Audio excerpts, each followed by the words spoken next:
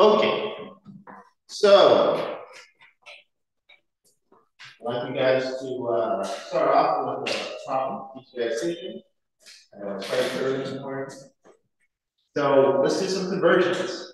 So if I have negative 25 degrees Celsius, I'd like you to change that to Fahrenheit and to Kelvin. And if you guys have that chemical packet, you guys have the equations available for you. So you guys can figure those out.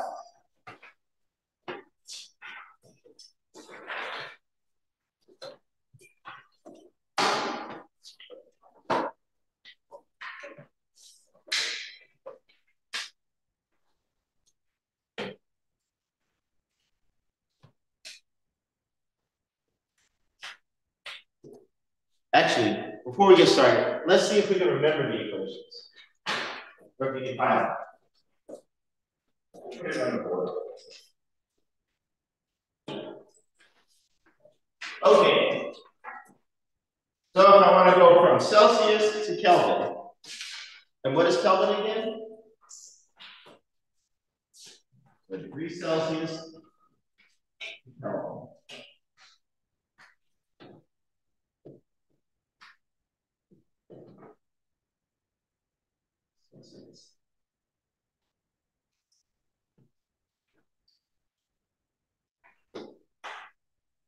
Okay, Celsius to Kelvin.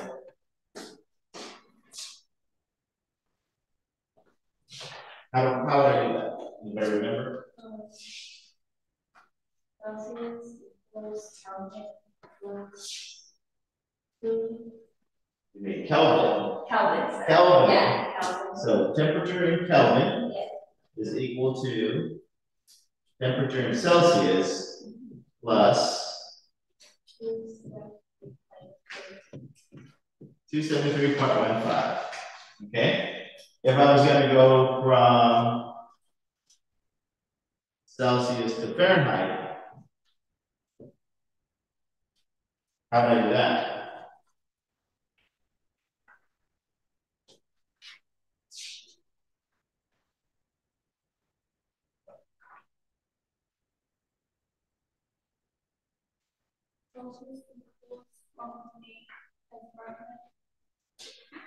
Okay, Celsius equals, okay, so we have T, Celsius is equal to T Fahrenheit minus 32 over 1.8.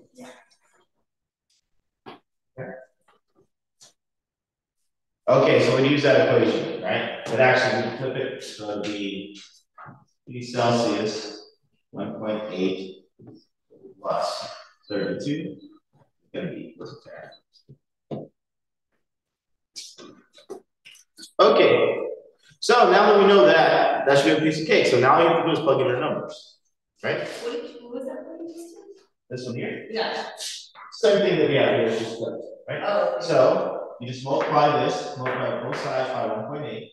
So if we did that, then we can get 1.8 times the TC. These are going to cancel out. And then, oops, so this should be 32, not 32. 32.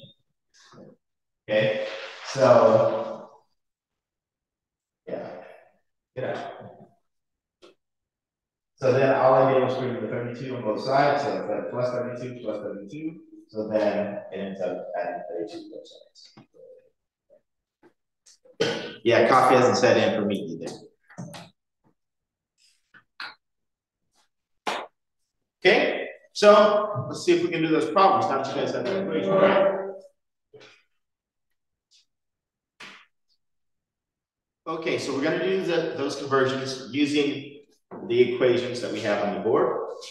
So you guys gonna help me through it? No, it's still early.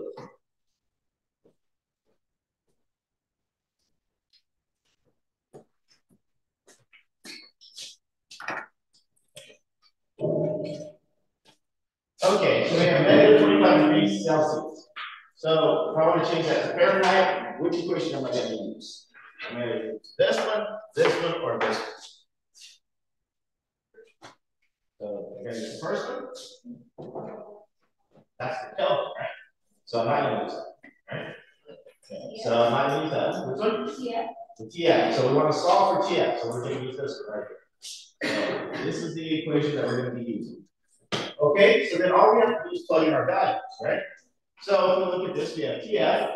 It's going to be equal to 1.8 times negative 25 plus 32. Okay? Who's going to do the heavy lifting for me and plug it into a calculator?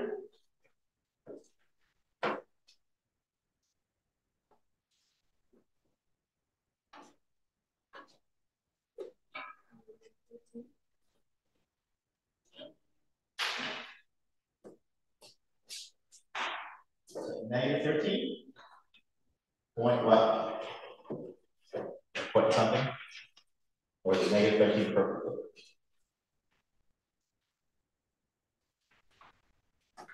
You're going to make me pull up my calculator. That's green.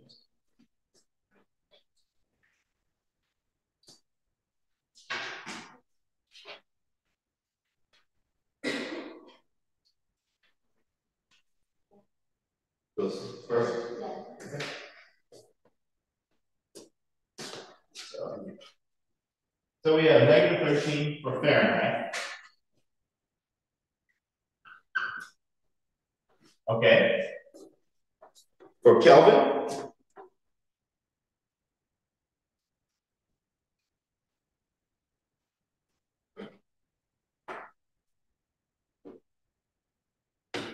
How would I change it to Kelvin? I mean, how would I change it from Celsius to Kelvin? Which? Okay, so I'm going to use the first equation.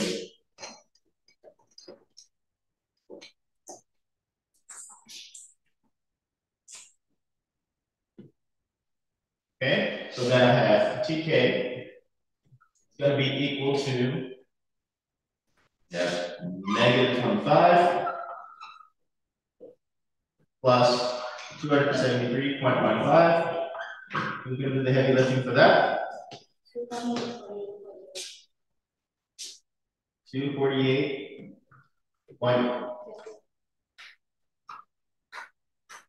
50? 15. 15. Yes. And that's Kelvin. So.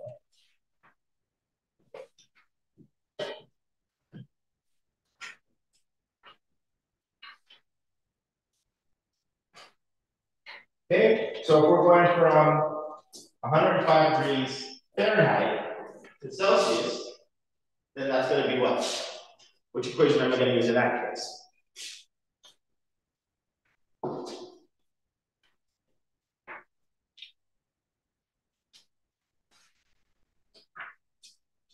We're starting off with Fahrenheit. Equation number 2. So you're saying this one here. Right here? Okay.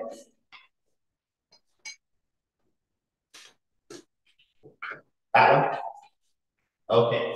Okay, so we have TC is going to be equal to 105 minus 32 over 1.8. So then TC is going to be equal to what? 45. Is it 45? 40.5. And that's degrees Celsius.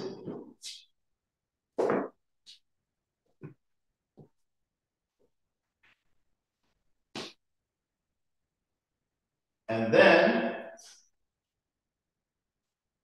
if we want to change that to Kelvin, which equation am I going to use? First one. So we'll go back over here to this guy again.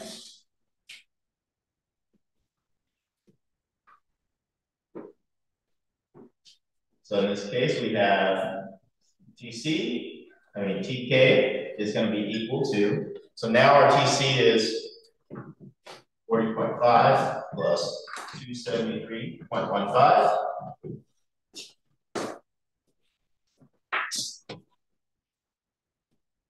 And that's going to equal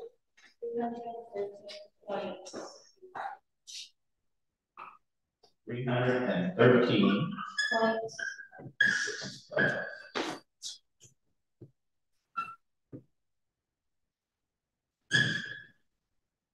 Okay. And then in the last case, we're starting off with Kelvin. So we should probably get to Celsius first. Would that be easier? Okay, so we're going to use this equation and we're just going to flip it, right? So in this case, we're going to do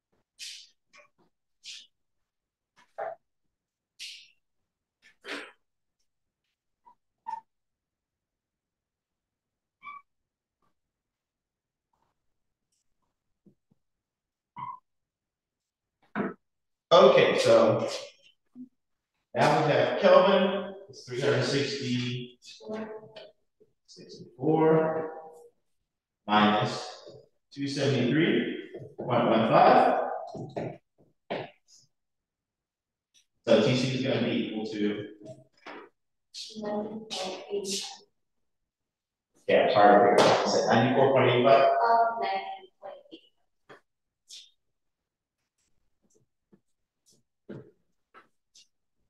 Okay, so 90.85 here, and then if we're changing that to Fahrenheit, we're going to use this one here. So then we have TC is going to be equal to 90.85 minus 32 over 1.8.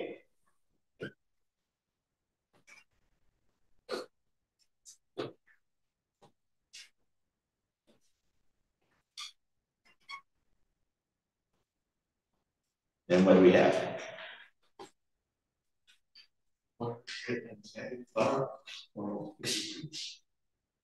195.53.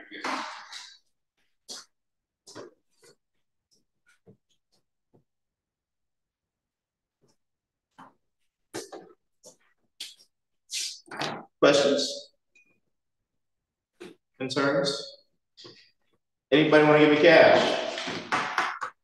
Kool-Aid.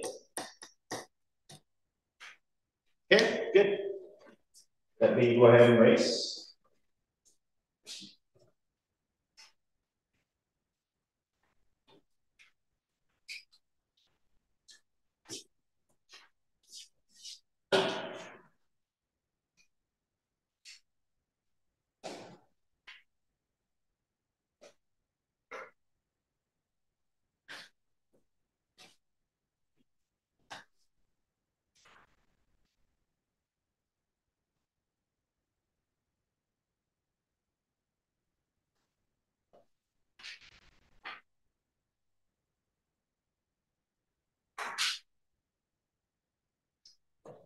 Okay.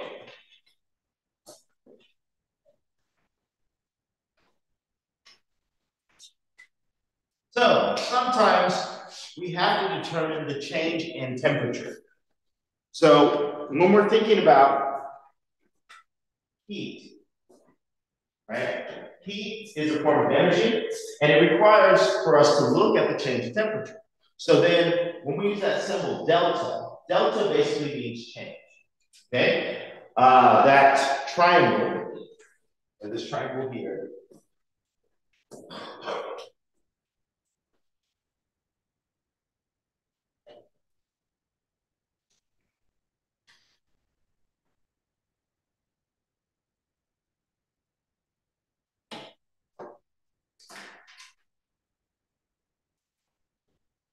So this triangle right here, that represents change. So anytime that you see that triangle, it's going to represent change. So often when we're making reference to temperature, we have to look at the change in temperature. So we want to look at the final temperature minus the initial temperature. Okay? So it's always going to be the final minus the initial. Okay? So like when you guys were doing a Mentos experiment, your final temperature was like what? Was it any different than your initial temperature? It was about a degree change, right? Between the two. You guys remember? It was about what? 1 degree. About 1 degree, right? So in that case, our initial temperature was like room temperature or something like that, which is like 23 degrees Celsius. And then when we went outside, it went up to about 24 degrees Celsius because it was still kind of early in the day, right?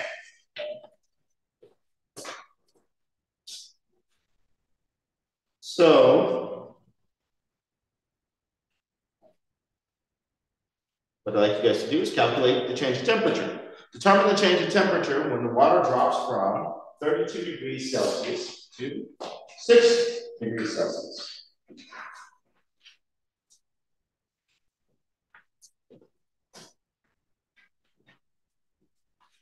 Okay, so in this case, what is my initial temperature? 32 degrees. And which one is my final? So we're saying 32 is our initial temperature.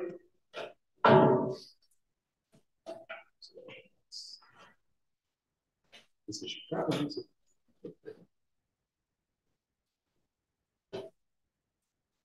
is better so we can actually see it. So that's TI, right? So TI is going to be 32.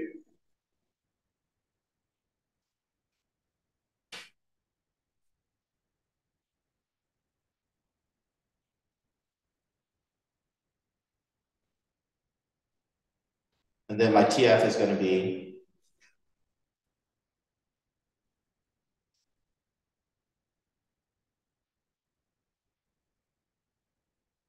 6 degrees. So my delta T is going to equal my T final minus my T initial.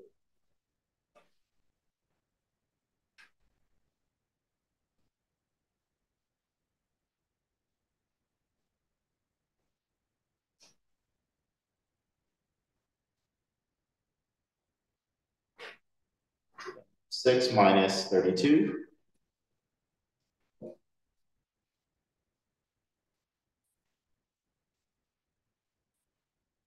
So that should be negative 26.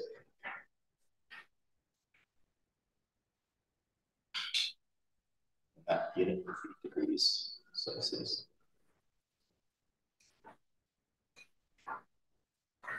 Okay, piece of cake, not too hard, right? Straightforward. So when I ask you for the change in temperature, you guys know exactly what I'm asking for, right? And so you're asking me, so what's the relevance of that, right? So a lot of times we have to take that change in temperature to determine energy. And we're going to be talking about energy next, the next packet, calculation 3, right?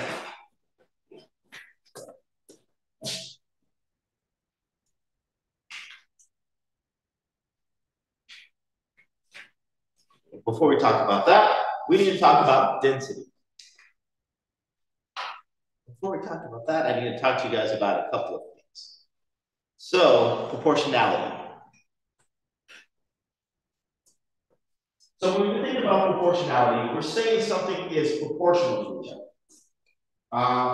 So often we'll write equations, and we kind of have to pay attention to these equations and what they actually mean to us, right? So let me give you an example. So we were talking about the other day in one of my other classes about kinetic energy, okay? And the equation for kinetic energy is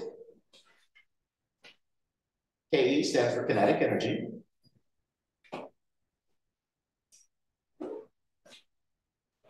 Is going to be equal to 1/2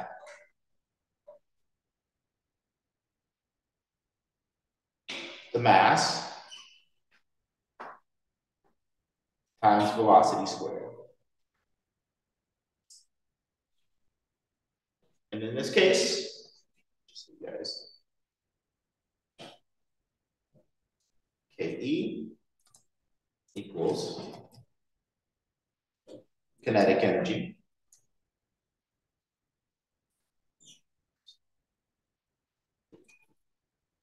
double today. Feels like a Monday. But not being a Monday. M is equal to mass. And V is equal to velocity.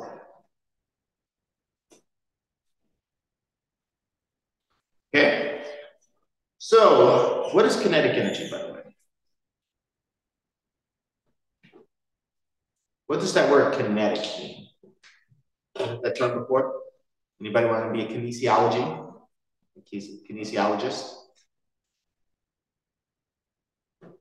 This is a rough morning. Nobody got their coffee this morning, huh? Any guesses? No guesses. Yes, I have a guess. That's right. So kinetic energy is the energy associated with movement. Okay? So if you're moving, you're making kinetic energy, right? So if I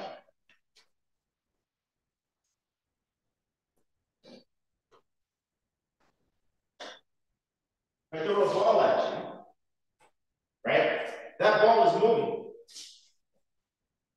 So it has kinetic energy associated. Okay? Now, the thing about kinetic energy is dependent on the mass. Okay? So if my mass is light, is this a heavy ball? No. So you'd expect the kinetic energy for a moment to be not so bad, right? Is this a heavy ball? A heavy ball. Okay, so I have a ping pong ball and I have a golf ball. Now, in the case of the ping pong ball, it weighs more. I'm gonna say it's probably maybe 20 times, maybe 30 times more than the golf ball. I mean, than the ping pong ball. The golf ball is more, right? Say so.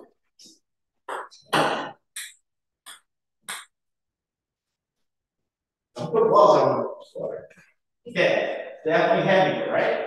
So, if I decide to throw this at the same velocity as I decide to throw this, and I throw it really hard at you, which one's gonna hurt more when it hits? Why? Because it's heavier. It also has how much more kinetic energy? About 20 times more. So we know that the energy is going to increase as the mass increases, right? Because the light ball is going to have less energy associated with it because it weighs less, right? So as we increase the weight, the kinetic energy is going to go up if we keep the velocity the same. So that's an example of directly proportional. As one goes up, the other goes up. Okay? Now, if we sit there and say, okay, we're going to keep the kinetic energy the same between the golf ball and the ping pong ball, right? I want to keep them exactly the same, the kinetic energy. So we're saying the kinetic energy is the same.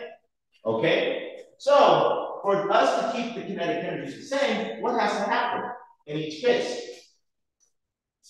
So I'm going to put this on the screen here. So if we're saying that our kinetic energy is going to be the same,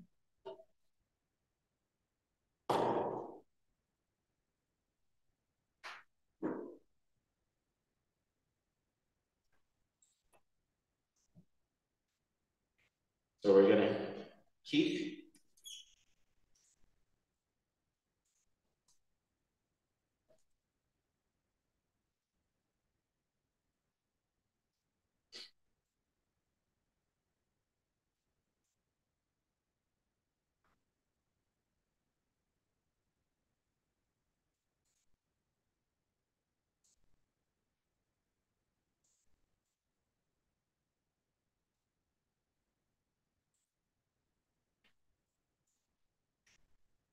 okay? So if we're keeping the kinetic energy the same between the golf ball and the ping pong ball, right? Which one weighs more? Ping pong ball or golf ball? Golf ball weighs more. So what has to happen? What has to happen to the velocity? So if we're looking at the golf ball, right? Is the velocity going to have to go up or go down? So it would be the same kinetic energy as the ping pong ball.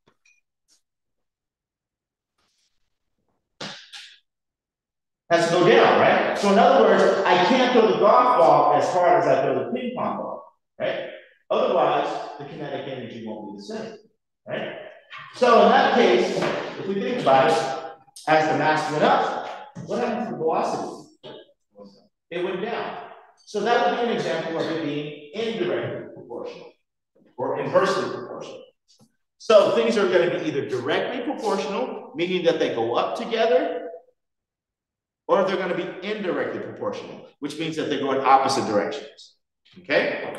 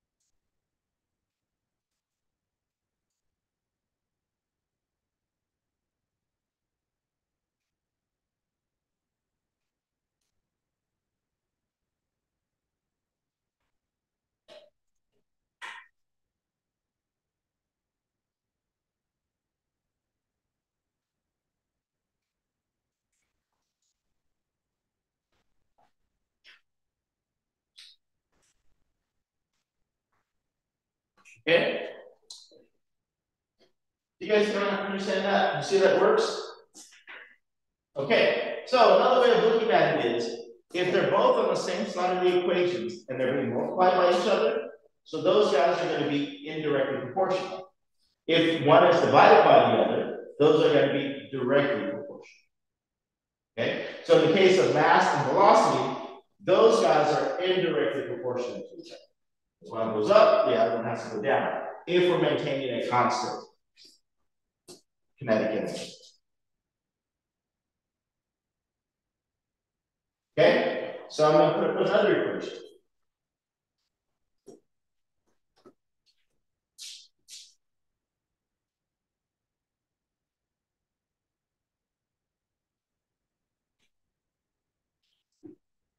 So if I have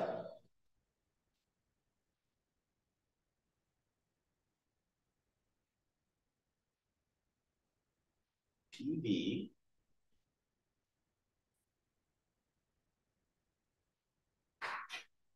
over NT, and here R is going to be a constant. And I'll tell you what V in this case is. It's not velocity. In this case, it's going to be volume. Okay? So we're going to use R.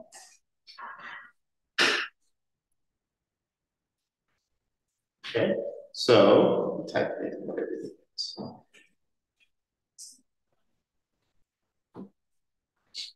So we have R. It's going to be a constant. What does a constant mean? Anybody?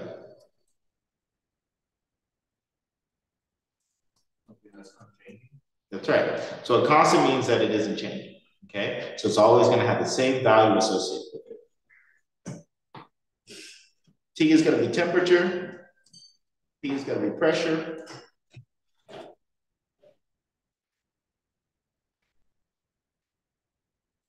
B, in this case, is going to be volume. Okay? So, now,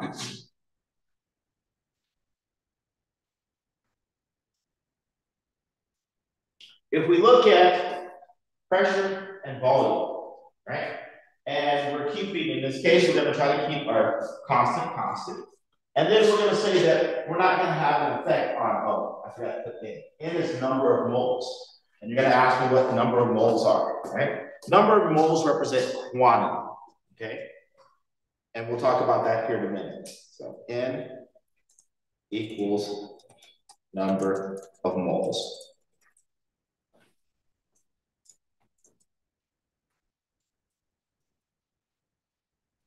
Okay? So, and that's just quantity, how many of something that we have, okay? So, in this case, I'm telling you that we're gonna keep N and temperature constant. So we're looking only at pressure and volume, okay? So, if we're gonna keep R constant and all those other things constant, so if pressure increases, what must volume do?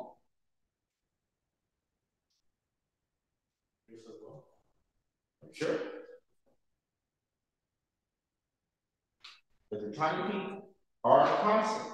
So if we started off at 1, right, and we're going to try to keep it at 1, right? So V must be, so if we're going to say, we're going to group all this together. Let me simplify this equation, right? So I'm going to take all of this and make it into a single equation.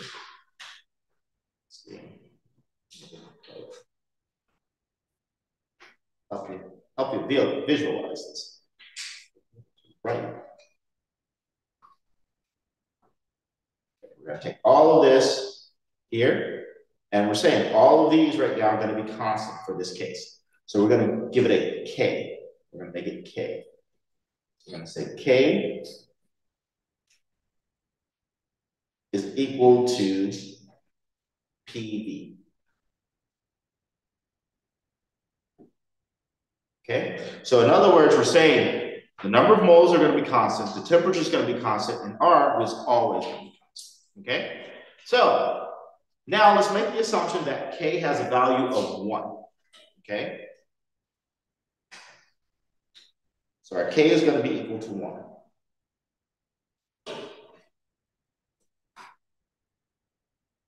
Okay, so in this first case,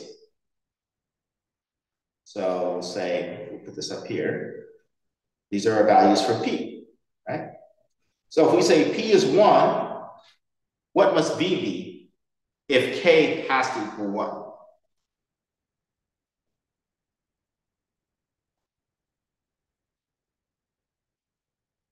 What times what equals 1? 1 times what equals 1? 1. Okay, so if P is 2, then what must V be if it's going to equal 1?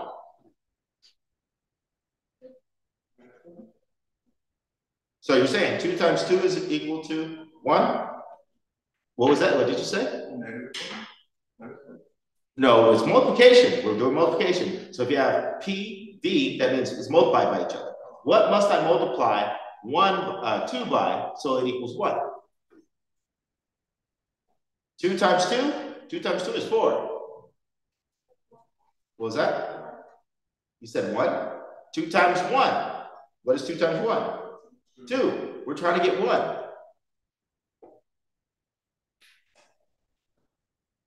What did you say? Say it again. Say it out loud. Did you say a half? Oh.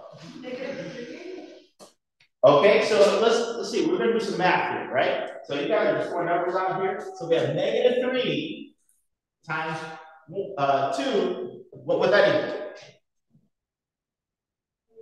That would be -6. So what 2 times what is going to equal 1? That's what I'm asking. I'm going to put this on the board so you guys can take a look. So let me see if I can help you guys visualize this. Boy, we're a little rusty at math, huh? It's okay. So right now we're saying K is equal to PV, right? That's what we're saying. Okay, where K is a constant, K is always going to equal 1. Okay, so right now we have P and V. So when P is 1, we know V is 1. When P is 2, what must V be? 0.5. 0.5 or a half, right? So we know that this has to be 0.5. When P is 4, what must it be?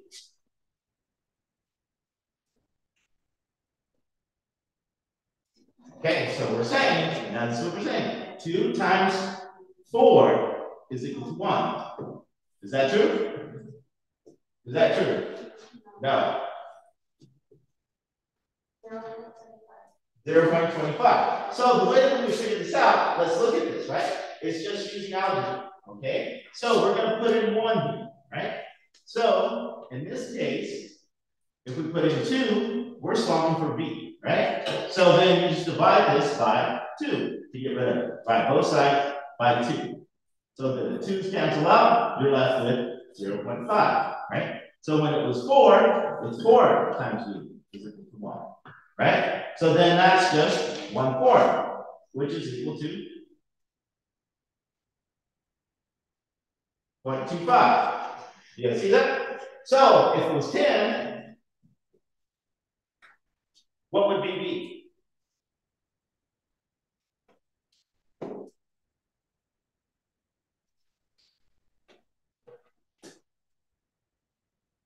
Was it 0.1, right? Okay, so let's look at this trend.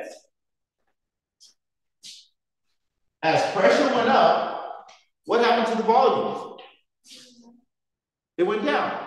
So anytime that we have two variables multiplied by each other, we're saying that this is going to remain constant. As one goes up, the other one has to go down. Okay? So if they're multiplied by each other, as one goes up, the other one has to go down. Okay? So is that directly proportional or is that indirectly proportional? Or inversely? What was that? What did I say? I said if it's inversely, it does what? As one goes up, the other one has to go down. Isn't that this case? So this guy would be an example of inversely proportional.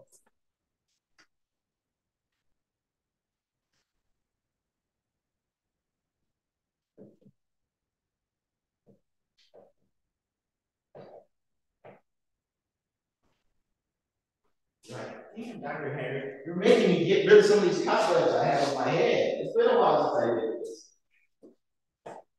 Okay? Okay, so let's go back to that original equation where we have PV over nRT. Oh, sorry. PV over RT. I mean, there, that equation. I can talk. Can I erase this? Everybody got this? You said nothing. Wait a second. I just get excited.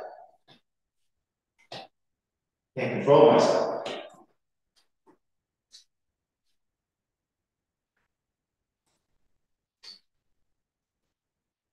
So this time, we're going to say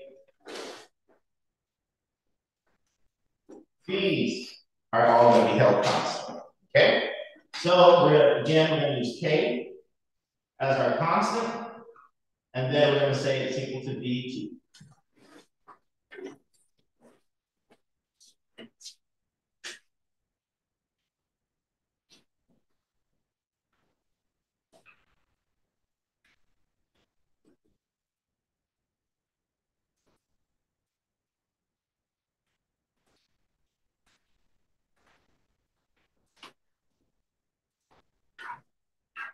Okay, so for simplicity cases, we're going to say K this time is 100. Okay?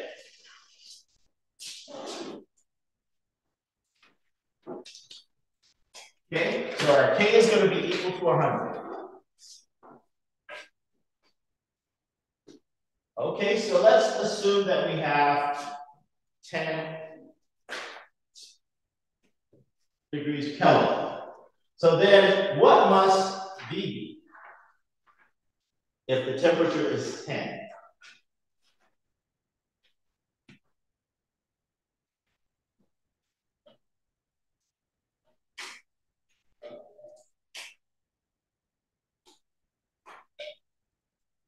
So let's plug it in. So we're saying K is 100. temperature is 10, so we're solving for V. So what would I do to both sides of the equations? So I can get V all by itself. That's what we're trying to do. I want to get V lonely V. What was that? Divide by 10? So I'm going to do it this way. What was that? On the other side, are you sure? Because remember what you did to one side, you got to do it to the other side. So if I divide by 10, right? So then that would be 10 squared. Is that what I wanted? Okay, so then what do I need to do to both sides? I need to multiply by 10. Okay, so I'm going to multiply this guy by 10 because that'll cross this out. And then I need to multiply this side. Okay, so then that's going to give me B is equal to 1,000. Okay, so we know that in this case, B is equal to 1,000. Okay, you guys see that? Okay, so when we're trying to get a variable by itself, right, we either multiply by something or divide by something, depending on the variable, okay? So now let's say 10, we're going to go up to 100. If t is 100.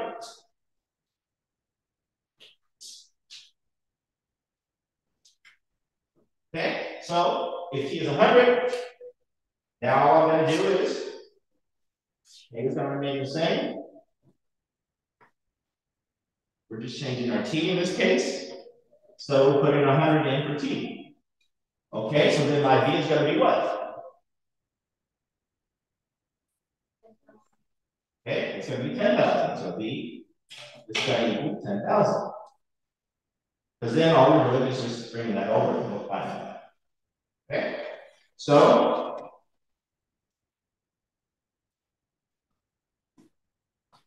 okay, so if t is 1,000, what's going to happen to my v?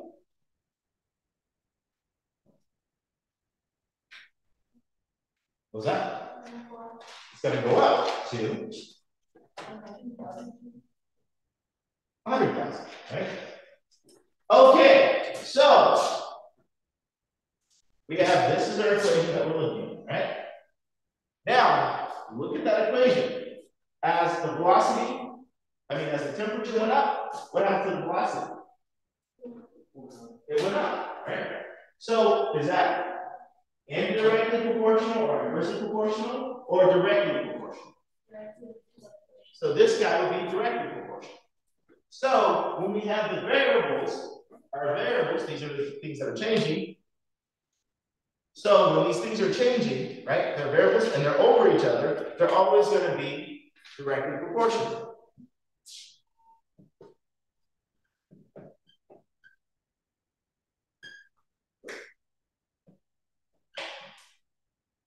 Okay, do you guys understand that?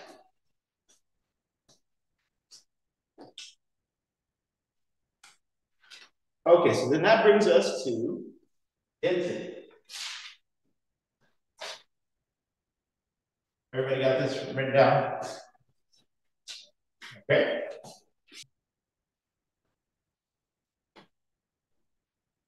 Okay, so when we talk about density, density is going to be mass. Well, let's say the mass and the volume are going to be proportional to each other, right? And so density is actually a constant. It's considered a proportionality constant, okay? That allows us to get an equation that relates mass and volume. V stands for volume in this case, okay? You guys with me so far? What is volume again? What is volume?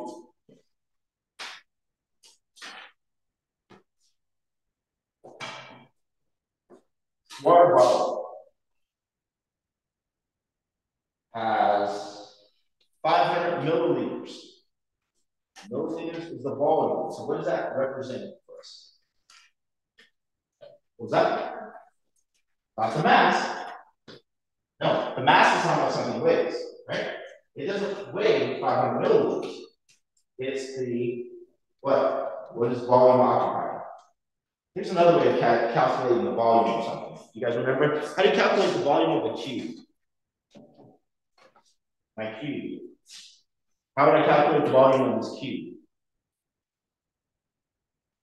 I don't all you guys yell at me. I know you're just like so excited to answer. Come on now. Somebody, how would you calculate the volume of this cube?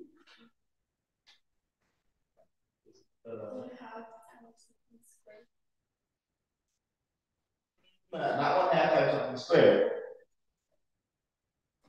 Look at it. Well, if it wasn't a perfect cube, this is a perfect cube. This is just kind of like a rectangular box, right? Okay, so how do I calculate the volume of this? Because they're not, the sides are not all the same. Remember? No, the area times perimeter. So that would be, so you guys are getting closer, we're getting a little closer. So that would be if we're trying to calculate the volume of a circle. I'll put it all something higher. So for a box, it's just length times width times height, because you're looking at the space that's being occupied. So when we're talking about volume, it represents the space that's being occupied. We talked about this last week. Did you guys do this last week? You just said dump it all out. Some of your homework talked about it, right? So anytime that you're talking about volume, you're worried about the space that's being occupied. So in the case of my water bottle, right, we're looking at the space that the water is occupying. That's going to be our volume. So we know that this volume here is going to be 500 milliliters of water, right? So we have a volume of 500 milliliters of water. So that's how much space that's going to be occupied by that water. So regardless of my container, it's always going to be 500 milliliters of water. But what happens if my container is too small? Will it hold that 500 milliliters of water? Okay, so this is a 16 fluid ounces, that's what we put, right? So if I have 12 fluid ounce cup, and I put all this in there, it's going to happen to my water.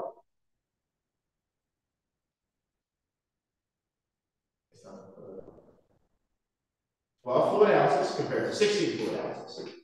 This is 16 fluid ounces. I have a 12 fluid ounce cup. One of the little small ones. No. It's going to spill, right? Because we have more water, space of water than we have for our actual cup. Okay, so when we talk about density, density allows us to compare mass and volume. It gives us a factor that we can use to determine if we have a volume, its mass. It's like a conversion factor for us, okay? So density is considered to be a constant, okay? Now, the thing about it is, it's constant at a certain temperature. Thus, density is related to temperature. Because we know that what happens to water when we heat it up to above 100 degrees Celsius? It what? It boils, right? And then when it boils, what happens to it? It starts evaporating and form a gas, right? So we go from a liquid phase to a gas phase, right? So what do we know what happens when you guys boil water? What happens when you boil water? Does the water just stay nicely above the pot in that volume that it was in? No. What happens? Well, it bubbles, yeah. And what else happens? It spills over. Well, if it's boiling, is it going to spill over? What happens to your room? It gets foggy. Why does it get foggy? Because of the smoke? What is that? What is it called when it is in that form, in the gaseous state? What's that? Steam. Exactly. So it becomes steam. And so does the steam just stay over the pot, or does it take up the whole room?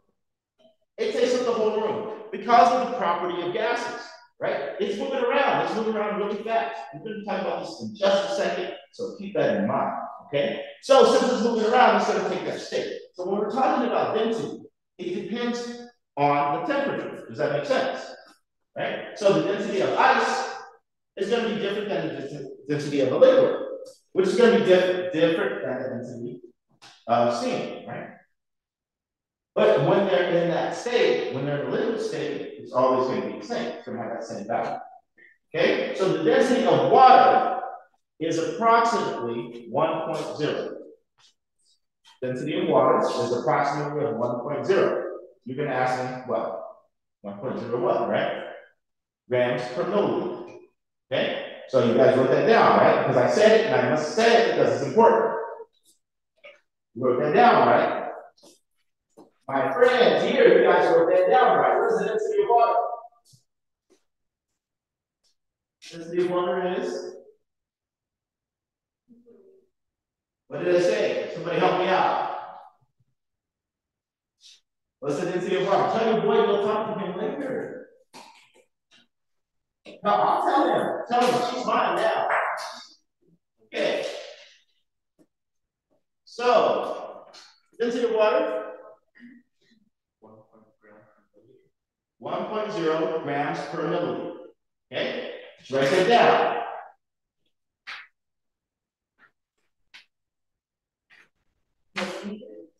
Milliliter. 1.0 grams per milliliter. Milliliter. That's right. Yeah, it says it's on the. We're working. Okay, so that is going to be the density of water. Okay, you guys need to know that when you put it somewhere in your banks because you're going to see that a lot. Okay, because we work with the water quite a bit. Now we know that density is going to represent a constant, which means the density of water is always going to be what? It's always going to be 1.0 grams. Okay. Okay, so density is going to be approximately equal to mass over volume, or it's going to be equal to mass over volume. Okay, so density equals mass over volume. The units that we express for density in chemistry is often grams per milliliter or grams per cubic centimeters.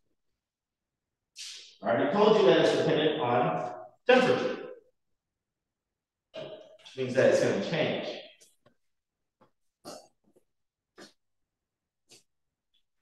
Okay, so here we have water and we have ice. Okay, now ice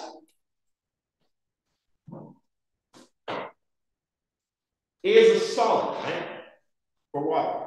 Okay, now if you take a look at it and look at the structure of it, it's really organized, right? You see the structure here?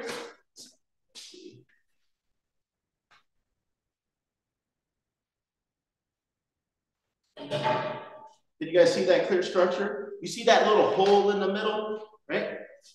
Okay, so that hole in the middle is big enough so that air molecules can actually sit in it, right?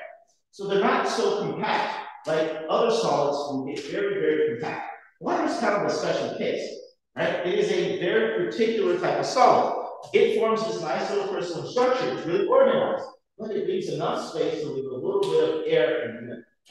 Okay? Now, when it's a solid, so when it's ice, it forms that nice space. Now, if you take a look at water when it's water, right? Over here, you don't have that beautiful defined space. You guys don't see it? You see the difference between the two? One is really nicely organized, one is kind of like crazy, right? Okay, kind of like your instructor, a little crazy. Okay, now the thing is, because of that, they're going to have certain properties, right? Because ice is able to have that little pocket of air in the middle. When we freeze it and we put it in our cup with water, what happens to the ice? What was that? Well, it's going to melt a little bit, but slowly melt, right? But it also cools off everything. Those are things that do happen. But where is that ice at? Is it at the bottom of the cup or is it on top of it? Why? Because it has air. Because it has air in it, which causes it to be more dense or less dense? Less dense. So if it's less dense, it's going to sit at the very top. If it's more dense, it's going to drop to the very bottom. Make sense? Okay. So that is one of the most important features of water, because if that didn't happen and the lake froze, right, everything underneath at the bottom of the lake would die, right? All the fish. So that would really screw us up quite a bit, right? We kind of need those things as well, too, right? So, and that would also happen with us, right? You get out in the cold, right? You're walking around, you start freezing, right? we're mostly about 7% water, right? So that surface freezes first, right? And then the rest of us starts to freeze, right? So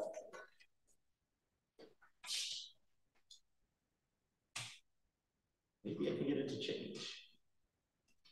There we go. Okay, so here's just basically showing what we talked about. In case of water, water will float on top because it's less dense. The ice is less dense than the liquid phase. Okay? Where if we have another compound, this is ethanol. Ethanol is drinking alcohol. Right? Drinking alcohol, if it's 100% ethanol, then its solid will actually sink because it's so tightly together. It doesn't have the spacing between it like water does. It doesn't have that nice organization that it does. So it's really compact. Okay? So our solid is going to be a little more compact. Okay? So here are some examples of different densities. So helium. You guys heard of a helium balloon? Right? What happens to a helium balloon if you let it go? It floats, right? Why does it float?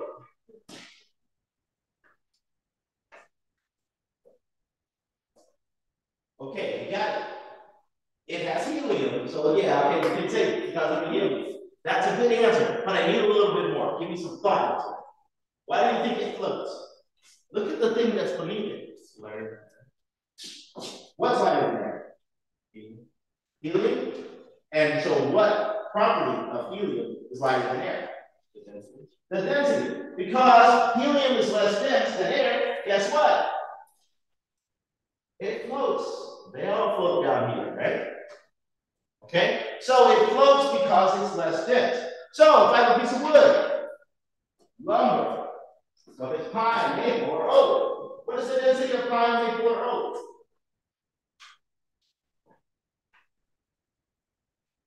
It's up there, tell me. Give me 5. 0.5. Water is 1.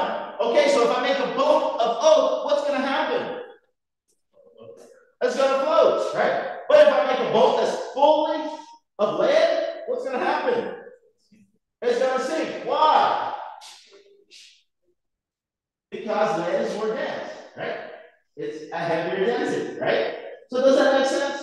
Right? So you're not going to make a boat of all lead, right? Because you're just asking to sink. Have you ever seen an anchor? What happens when you throw an anchor off of a boat? It sinks, right? Or have you guys gone fishing? Anybody gone fishing? No? Poor children. We gotta take a fishing trip. Which is you put a piece of lead. Why? So it sinks, right? Because you want your line to sink in the water so you can get the fish, right? That makes sense, right? It has to go down in the water to get the fish. Okay? So we know that we use lead often to sit there to make things sink in water. Make sense? Okay, good. So now I need you guys to do some calculations. Now that we talked about density, density is going to be equal to what? What is the calculation? What is the equation? Rich team system. Rich. Density is equal to what?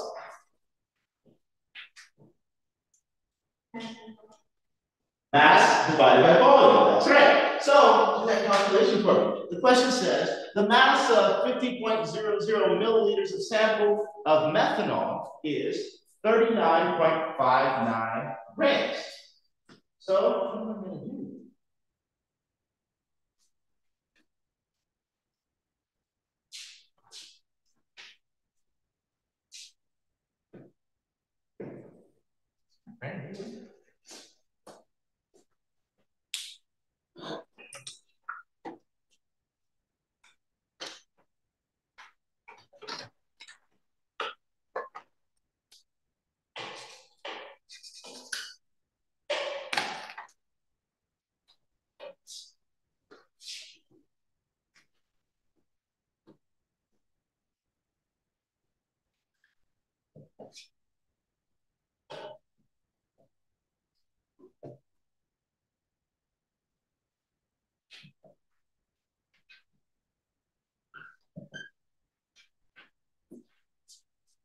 Okay, so my mass is going to be what? Okay.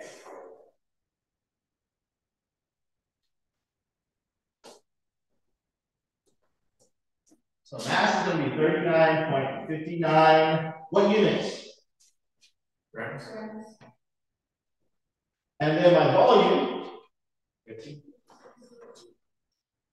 50.00 milliliters. Okay, so you told me it's mass over volume. So I'm just going to go ahead and plug this in. 39.59 grams over 50.00 milliliters. Okay, so what is going to be my answer? Who's going to do that heavy lifting for me? Okay, you said 0.718. What was that? Grams per milliliter. Grams per milliliter. Okay, so how many sig figs was the mass? 4 sig figs. How many sig figs was the volume? 2. 4. Isn't it 50.00? Right? Didn't we take that extra time to put those other zeros there? So then all 4 of them are going to be sig figs. So my answer should be how many sig figs? 4. Which it is, right? Okay, good.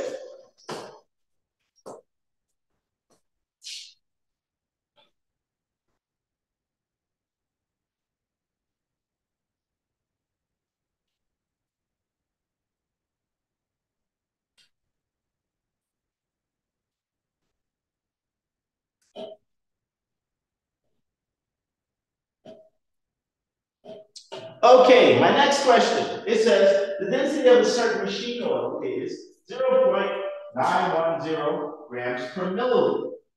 Find the volume occupied by 196 grams of that oil. So what do you guys think we're going to do?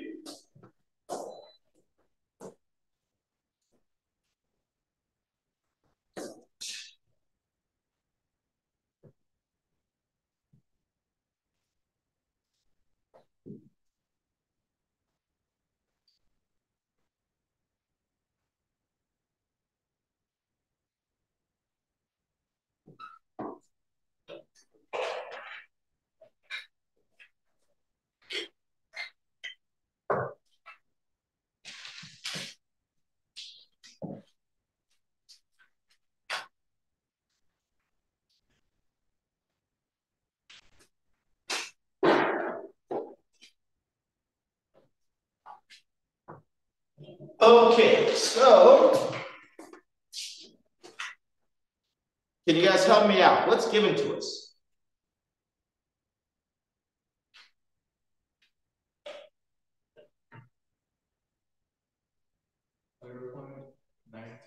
Grams per milliliter. And what's that? It's equal to 1 mil. Is it equal to 1 mil?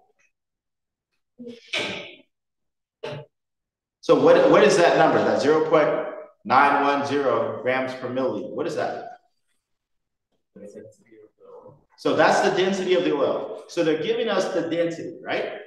Okay, so if they're giving us the density, what else are they giving us?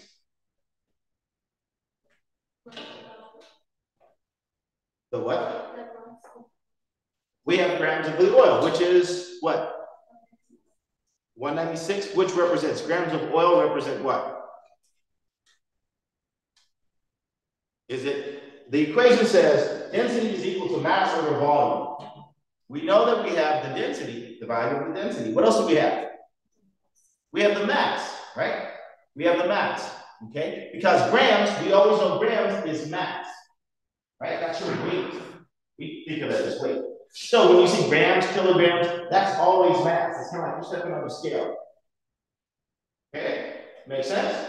Okay, so now we know that our mass is 196 grams and our density. So what's missing? What don't we know? We don't know the volume. Okay? So how can I change my equation so that I can calculate the volume.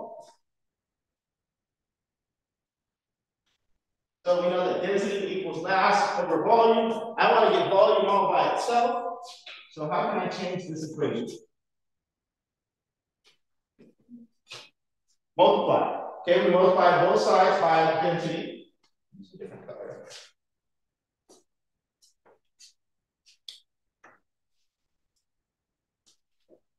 Or multiply both sides by volume. So volume.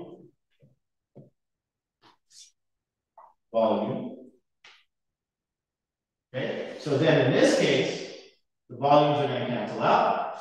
And so then we're left with volume times density equals mass. So then how can I get rid of my density on that side? We're going to divide both sides by density.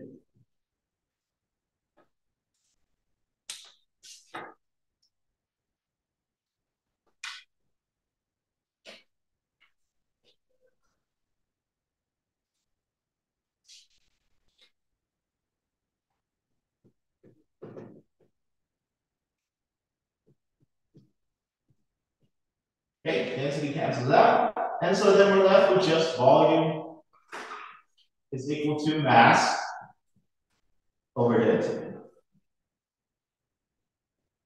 Okay, so now that we have the equation to solve for it, all we got to do is plug everything in. So my mass is what? 196. 196 units are Grams. over density, 0.99. and that's grams per milliliter. Yes. So then that means grams are going to cancel out. Milliliters is going to flip up top. So we're going to end up with an answer, volume, going to be in milliliters. So what did you guys get?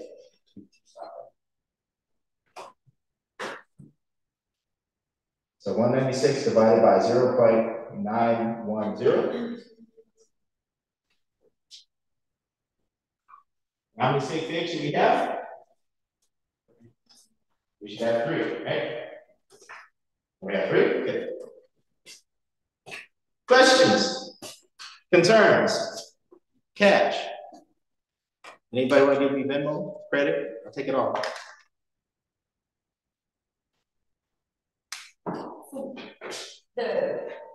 I got 215 point a bunch of numbers we just don't. Yeah, so you take a look at that 3. If that 3 was greater than 5, is that greater than 5? No, so then you just use those numbers, right? But if it was, we would use the points.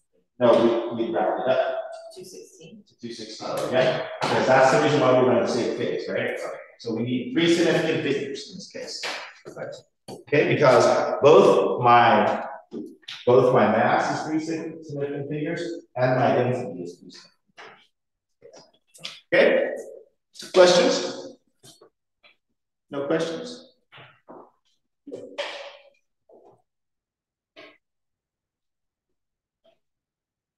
Good question.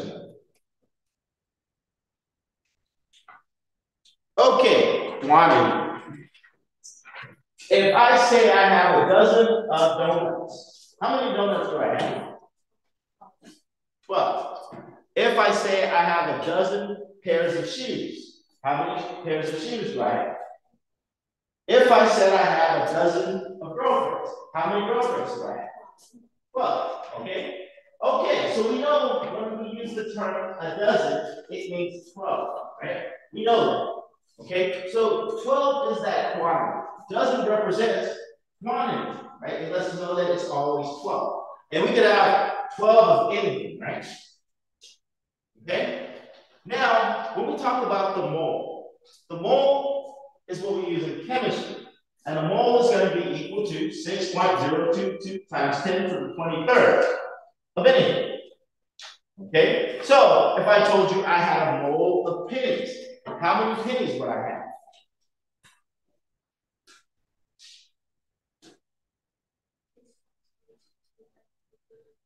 That's right. So it would be 6.022 times 10 to the 23. If I told you I had a mole of children, how many children would I have?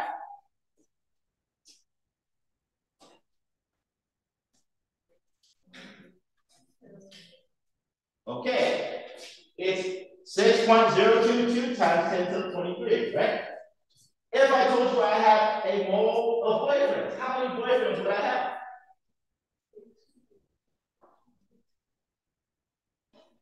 Okay, so anytime that somebody says they have a mole of something, how many do they have?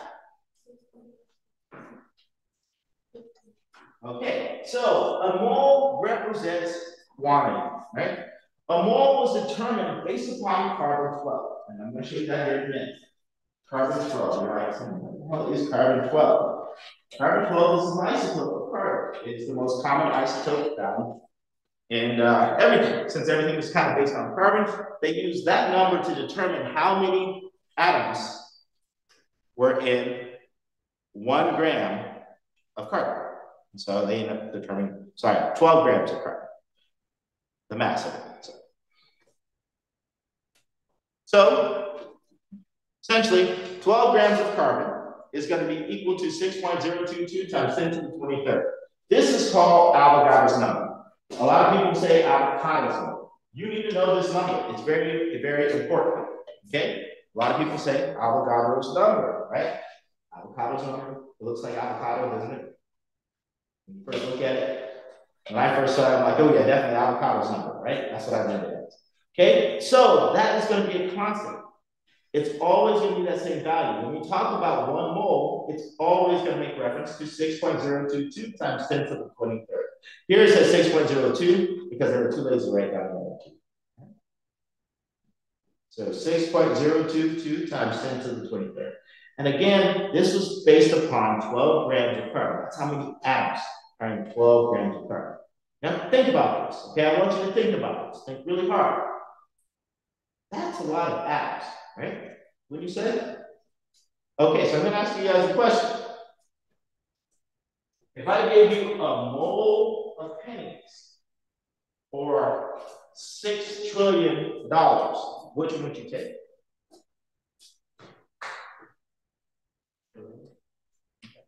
So 6 trillion? Okay. How many people take the $1 trillion? Raise your hand. 2. How many of you guys would take the mole of pennies? Raise your hand.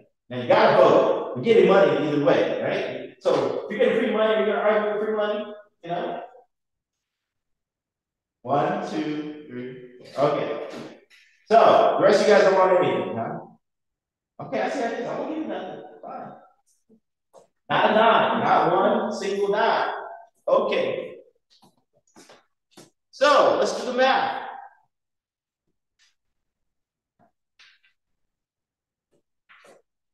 So we said 6 trillion, right? That's 6 trillion. We're going to make sure I don't shortchange. Okay, so let's put those zeros and $6 trillion.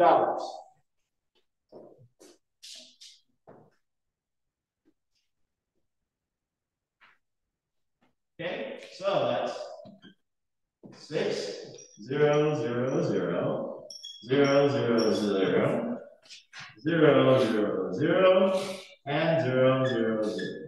1, 2, 3, 4, 5, 6, 7, 8, 9, 10, 11, 12. So 6 times 10 to the 12th hash money. That would be a trillion. All right? So this is hundreds, thousands, millions. Billions, I forgot one. I was going to teach you. 6, 0, 0, 0. So 13, 50. So thousands, millions, billions, trillions. Okay, $6 trillion. Okay, so, and we're doing pennies, right? How much does a penny cost? How much is a penny? 1 cent. Okay, so then,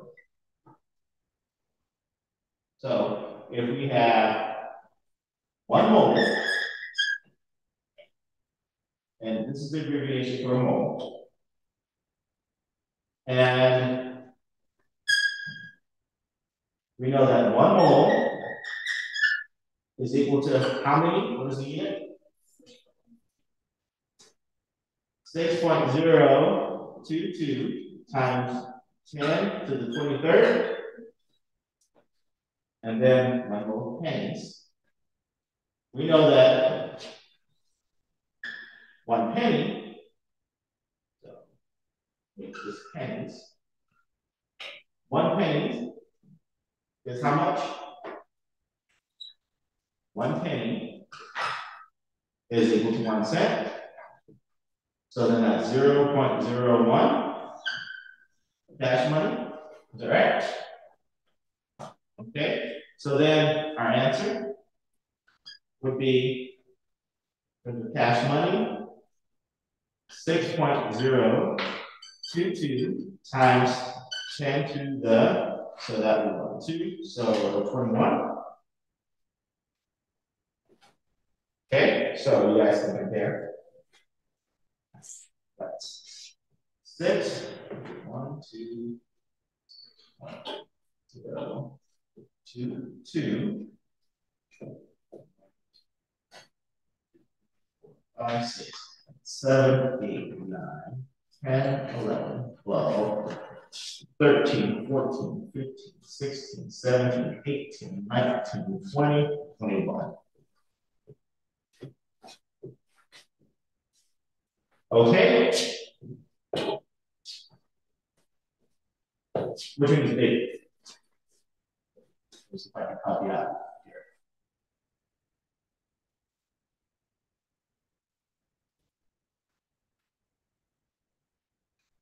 So which number is bigger, the top or the bottom? Bottom. So those who said 6.022 times 10 to the 23rd pennies, or a mole of pennies, is rolling in the dough. You guys are rich. They're filthy, filthy, filthy rich, right? They're so dirty. They're so dirty rich it ain't even funny, right? So if somebody offers you a mole of pennies, take the damn mole of pennies, right? That's the moral of the story, okay? Because it is a huge number. Now, we can relate to this because we put it in terms of money, right? We can relate to money. If you have that much money, you can do just about anything you want, right? You can have somebody, and you can pay them nicely just to count the damn pennies, right? And they'd be okay. You'd still be okay. You sit there paying a bill. I'll pay you a bill just to count my pennies, right? And then take it to the bank. You may never see them again, but you know, that's a whole other story. Okay, so do you guys understand what a mole is? It is a huge value. Why do you think we need to sit there and do that? If 12 grams is really, really light, you know, so like for instance, put this on scale real quick so you guys get an idea.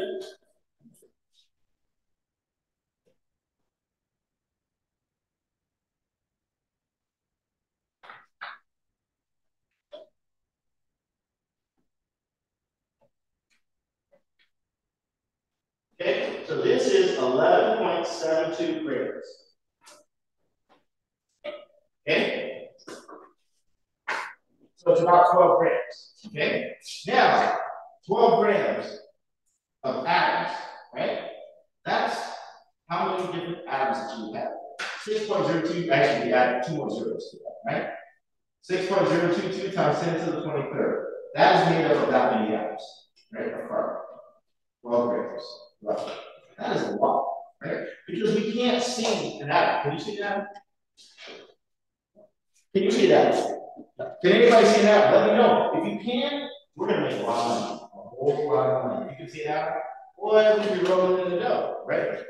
So we can't see an independent atom. So when we're working with stuff, we actually have to sit there and make it so that we can work with large quantities, right? Like 12 grams, right? Because can you hold that 12 grams right there?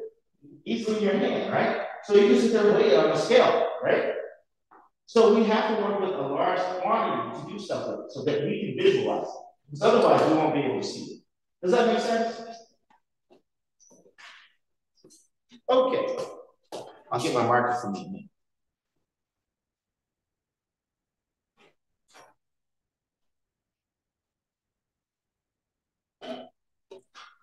Then we're going to take a short break. Let's get through these last 2 slides. Okay, so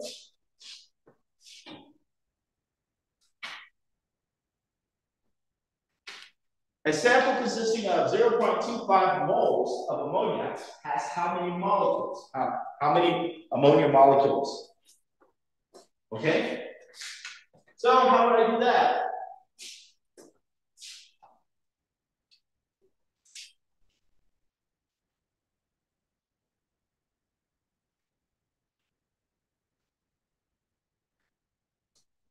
Anyone? Okay, so we're going to start with our given. You're always going to start with your given. So I'm going to put this up here. So we have 0.25 moles of ammonia. So ammonia, the chemical formula is NH3. You guys don't know that yet, but you will. So you want to start putting it in your memory bank. So, do you guys remember, if I'm using dimensional analysis, how do I get rid of units? I want to get rid of moles, and I want to get to molecules, right? So what am I going to use in this case? What do we know? What did I just tell you about? A mole is equal to what? Okay, so we're going to use that, right? So, if I want to get rid of moles, do I want moles on the top or on the bottom? On the bottom, right? Because the old boyfriend, he gets to go to the bottom, right? The new boyfriend's on top, right? More important, okay? So, in that case, we know that 1 mole is going to be on the bottom, and then we're going to have 6.022 on top times 10 to the 23. So, and we know in this case, they told us it's molecules, right? So we're going to call it 10 molecules. We're looking at molecules. Now, moles and molecules are two different things. Moles is a quantity. Molecules is, what is a molecule? Can we talk about a molecule? Molecule is 2 or more atoms bonded together. Okay? We can talk about that for a minute. Okay, so if we do that math, what do you guys get? Anyone?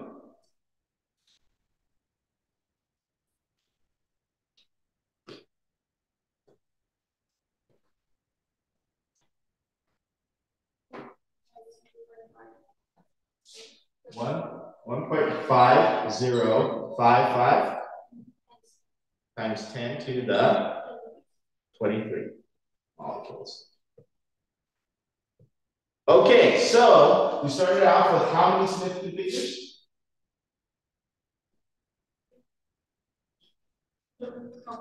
2. We started off with 2 sig figs. So my answer should be 1.5 times 10 to the 23 molecules of ammonia.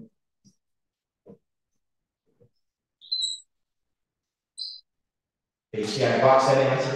I'd like you guys to do that on the exam. Okay. Questions? Concerns? Cash money? Kool-Aid? Cockroaches?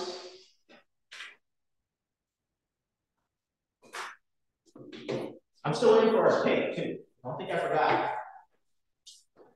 Vanilla, right? You always have to put the element symbol. Usually you put the element symbol if you know it, right? But you guys don't know it yet, right? So now you know it. So anytime I say ammonia, what is the chemical formula for ammonia? Okay? What is the chemical formula for water? What is the chemical formula for oxygen? O2.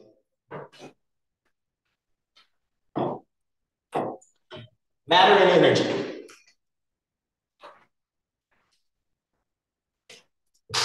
Chemistry is the study of what again? You guys read chapter 1, right? So then what is chemistry the study of?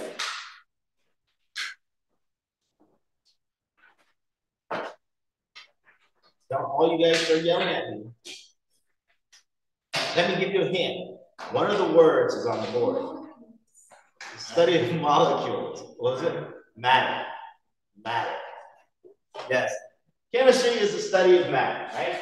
So chemistry deals with matter. So that means that everything is basically made of matter, right? Okay, so matter. First thing, everything has mass associated with it. We may not be able to weigh everything, but it has a mass that's associated. So an electron has a mass that's associated with it. It's a very small mass, right? We often don't take it into consideration because it's really, really tiny and it doesn't affect us. Right? But everything has mass associated. Okay, so chemistry is just the study of matter. And matter, when we talk about matter, we often will associate it with mass. So weight is going to be important for chemistry, right? But it's also a pain in the butt to weigh things all the time. So that's the reason why we often will use moles. We often will associate it with quantity. When we talk about a chemical reaction, we often talk about how many of each of the atoms are there, right? For a chemical formula. Okay? So when we talk about matter, we look at it in three different ways. Okay?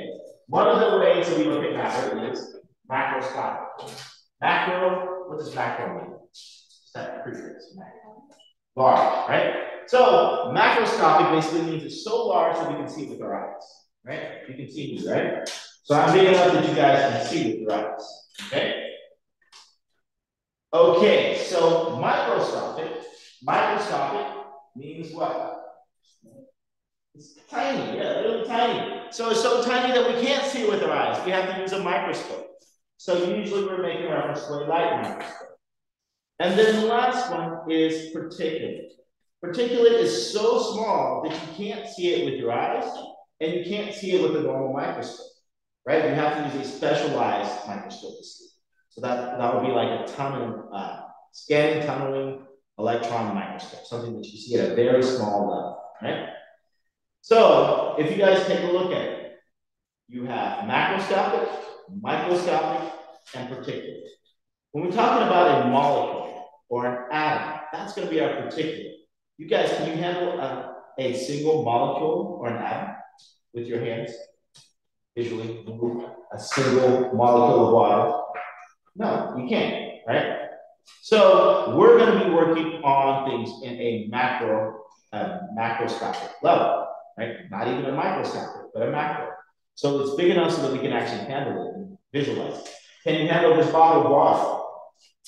So if I throw it out and you pull with that, you can handle it, right? Okay, good. Okay, so we want you guys to sit there and think about things in terms of all cases, because we need to be able to understand the particulate level. But even though we can't handle it, we will often have to use models to help us understand. Okay? So that brings us to the model. A model is going to be a representation of a chemical, compound, molecule, or atom. For example, this here, in my hand, currently, I have, I did this wrong, but this is OC2. It's a little wrong, but it's okay. It worked for our purposes, so you guys can actually see. Somebody else took off the rest of it. Stole my names. But anyway, this here represents a model of a molecule, okay? And often you will be working with the ball and stick models. So what do you think is called a ball and stick model? That's also shown in the very first image right here, this plastic model.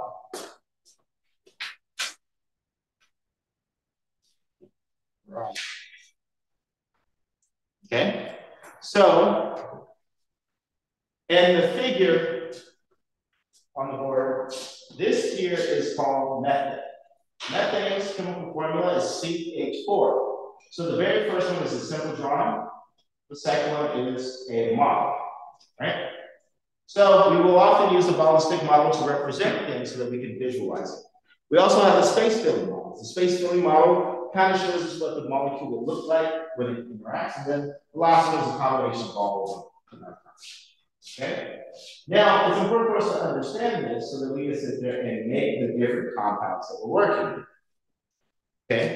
And second, I'm going to go grab some modeling kits for you guys to play with. But before we get too deep into it, let's talk about water. Okay, so you guys know the chemical formula for water, right?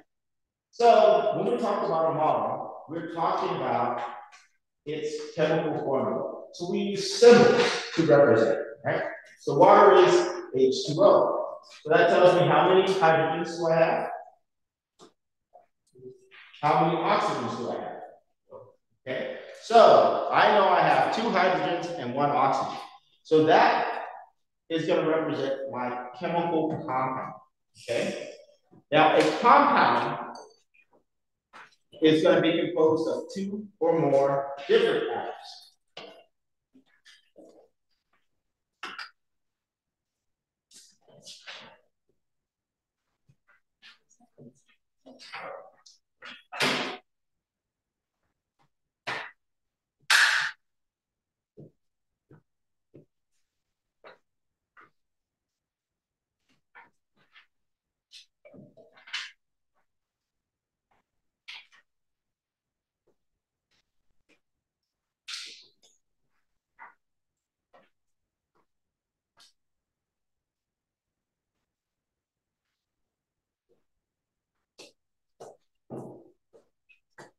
A molecule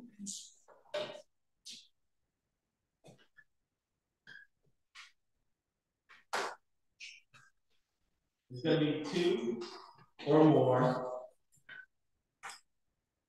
atoms. I should say different atoms. Why?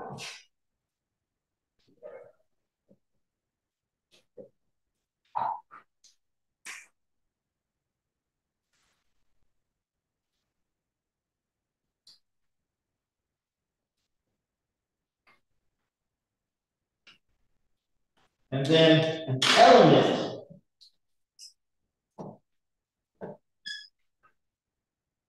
is pure 1 hydrogen.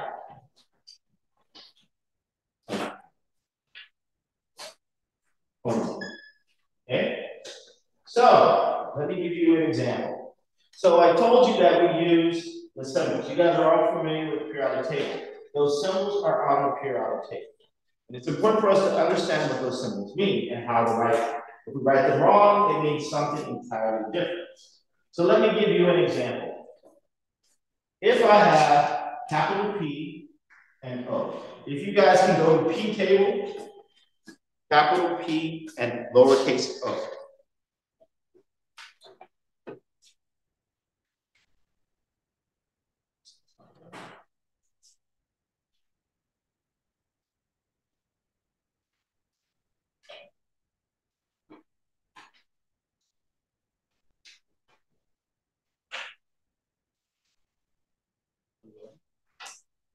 Polonium, that's right.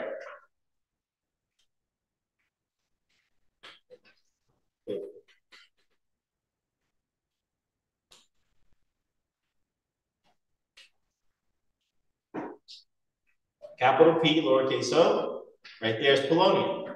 Now, we don't want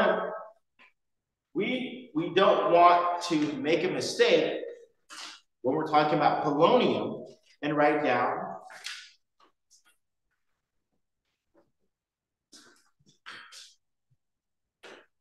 capital P, capital O.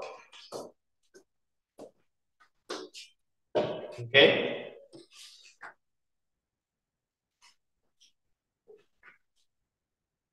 Looking forward to.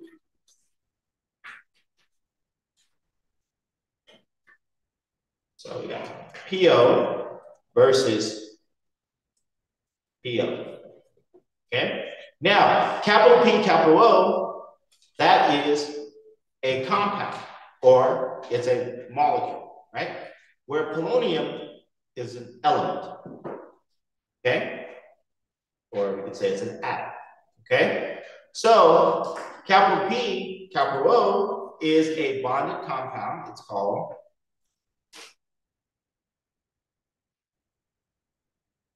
phosphorus monoxide.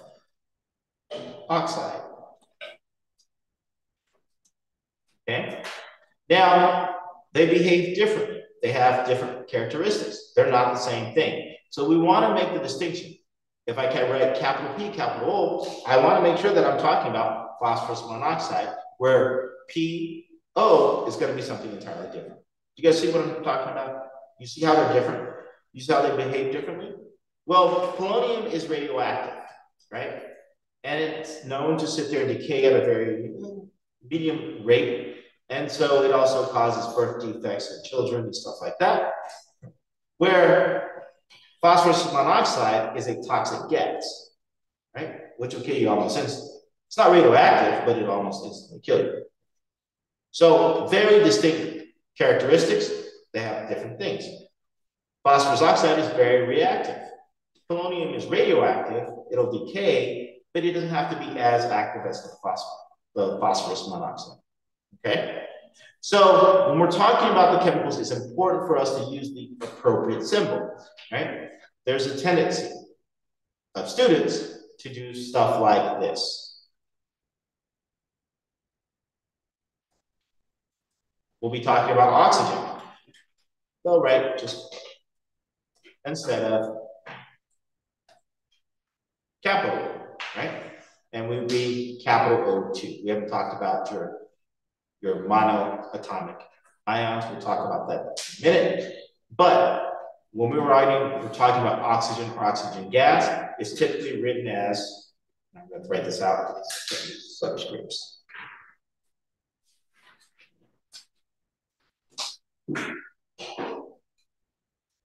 O2. Okay. So do you guys understand what the symbol means and how it should be written? It seems like very simple, but you wouldn't believe how many people are going to screw that one up. Right? Okay. So first thing I'm going to do is I want you guys, if you guys take a look at the very top of our periodic table up here. If I can get my mouse to work. There we go. Okay. So you guys see at the top, these numbers up here, these are called your groups. These are your groups. These numbers on the side, these are your periods. Okay? So up top, groups, periods. So we often use the groups and the periods to help us figure out where things are located, but they also serve other purposes. Groups, elements in the same group are going to behave very similarly, right? Elements in the same periods, they're going to have similar energy levels, right? They're going to fall within a range of an energy level, okay? So these guys are going to react very similarly. They're going to behave very similarly, where when we go across, that just goes slowly with their energy level, right? That's about it, okay? So you can also use it for reference to determine what elements are where. So if I say, what element is in group 9, period 4? What element is in group 9, period 4? Cobalt. So I said group 9.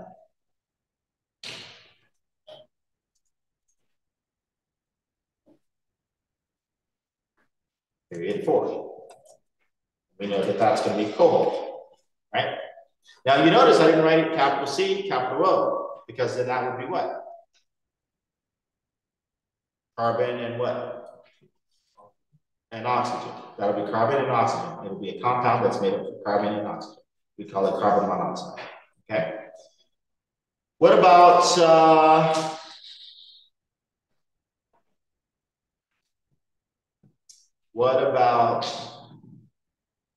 OS? OS. Tell me the period and the group for OS. What period is it?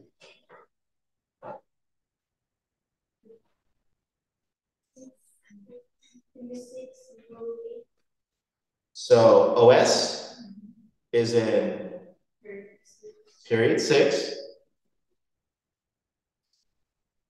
Period 6, and then you said group 8, right? Okay? So you guys see how you use that, right? Not too bad. Piece of cake. Okay.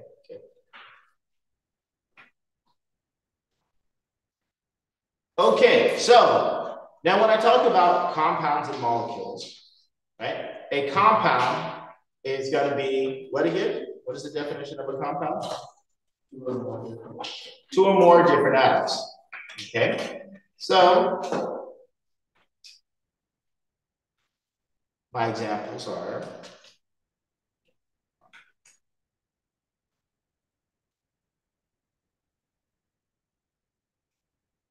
PO,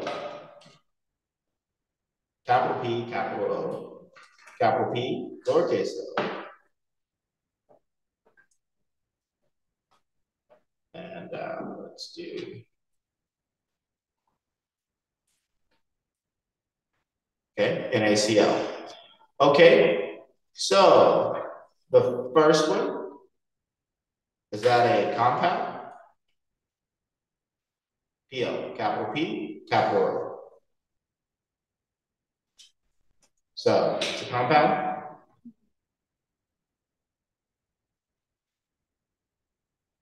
Yeah, okay. So we know that this is a compound. Is it a molecule? What is the definition of a molecule again? Two or more. Is it two or more?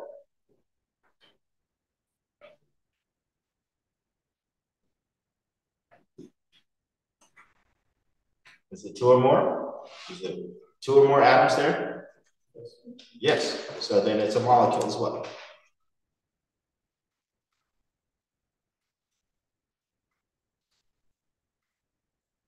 I can spell. And then is it an element? No. Okay. What about PO? Is PO a compound? No. So it's not a compound. Is it a molecule? Is it an element? What about sodium chloride? Is it a compound?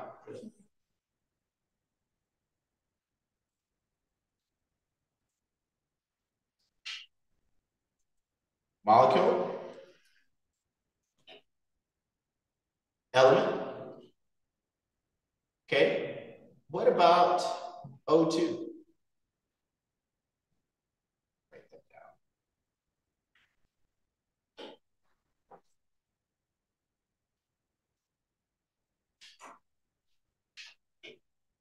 O2. Is that a compound? Yes. Said no? Okay. Is it an element?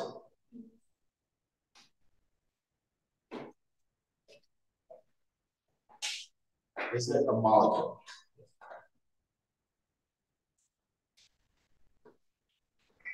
Okay. Pretty simple. Not too bad. Yeah, no, maybe. Any questions? Okay, we'll move forward then.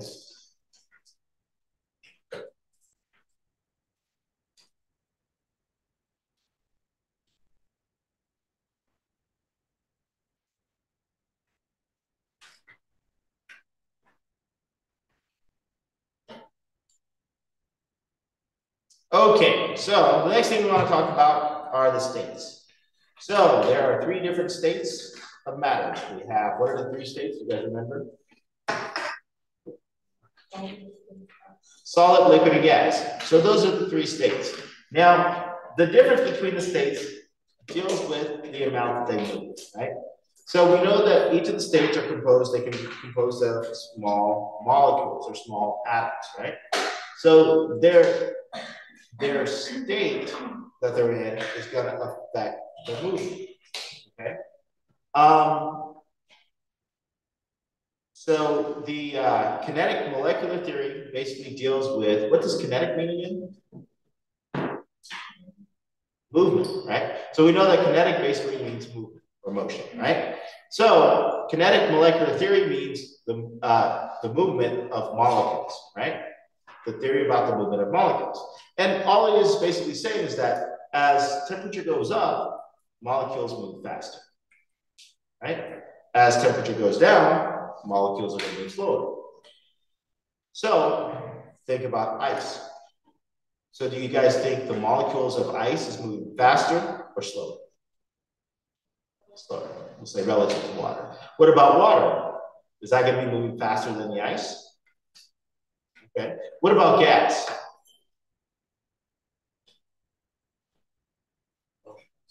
Much faster, right? Okay, so now if you guys think about it, it kind of makes sense, right? So if we think about ice is very, very compact, right? Really tight together. Have you guys ever been to a nightclub? Have you guys ever been to a nightclub? Yeah? Anybody not been to a nightclub? Have you ever been to a party? Have you been to a party that there's so many people there? You know, there's like, you can hardly move through it, right? And have you guys danced at that party? Why are you saying no? You should be dancing all the time, right? Here's your opportunity to dance. Go to parties, you're supposed to dance. It's a requirement, right? So, if you go to a party and it's really, really packed, you guys can make a tip. Okay, I want you guys all to fit in this little area right here. Come on, get up there. Come on, get up, get up. So I'm gonna do something a little bit. Stop sharing. I'm gonna give you guys some attention. Is that so extra? That's me. I work hard on being extra. Okay, so you guys are spotlighted. Perfect. Okay, so come on, come on, come on. I need you over here. Over here, come on, come on. Everybody needs to get tight. There you go, right? Tight, tight. Come on. Come, gotta fit into this little box. Come in, come in. Come. Come in. Okay, everybody's in here, right?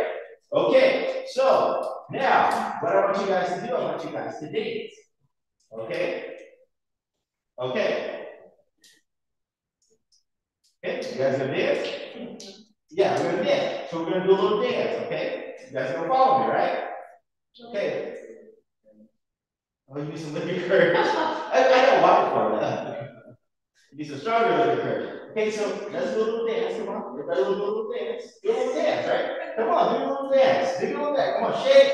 Shake something. Come on. Shake your hands. Come on, Ashley. Come on. Shake. Come on. I want you guys to shake. Shake a little bit. Come on. That's the way you dance. If that's your dance, come on. Just shake a little bit.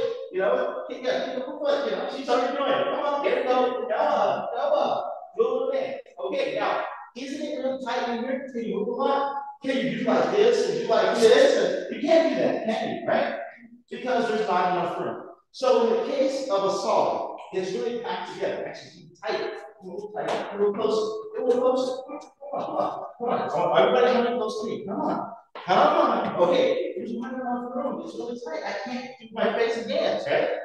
Okay, so solids are going to be really packed. They're going to be really, really packed together, so you can't move. You're not going to get that many vibrations. So let's just do a little dance like this because we're so tight, right? So each of those molecules are just going to be moving together like this, a little bit, right? Because we're so tight. Now, my go-to dance school? Just a dance. You'll see it. Don't worry about it. Don't worry about it. Oh, I don't do Gretchen dance. It's okay. I don't mind dance. I'm scared. Okay, so now what I want you guys to do is, now I want you to spread out a little bit more. So let's go to one of you guys, have you guys stay here, have you guys over there. Okay, so now I want you to take a step, and then step forward, and then step back. Okay? Okay, you guys got that? Okay, so take a step.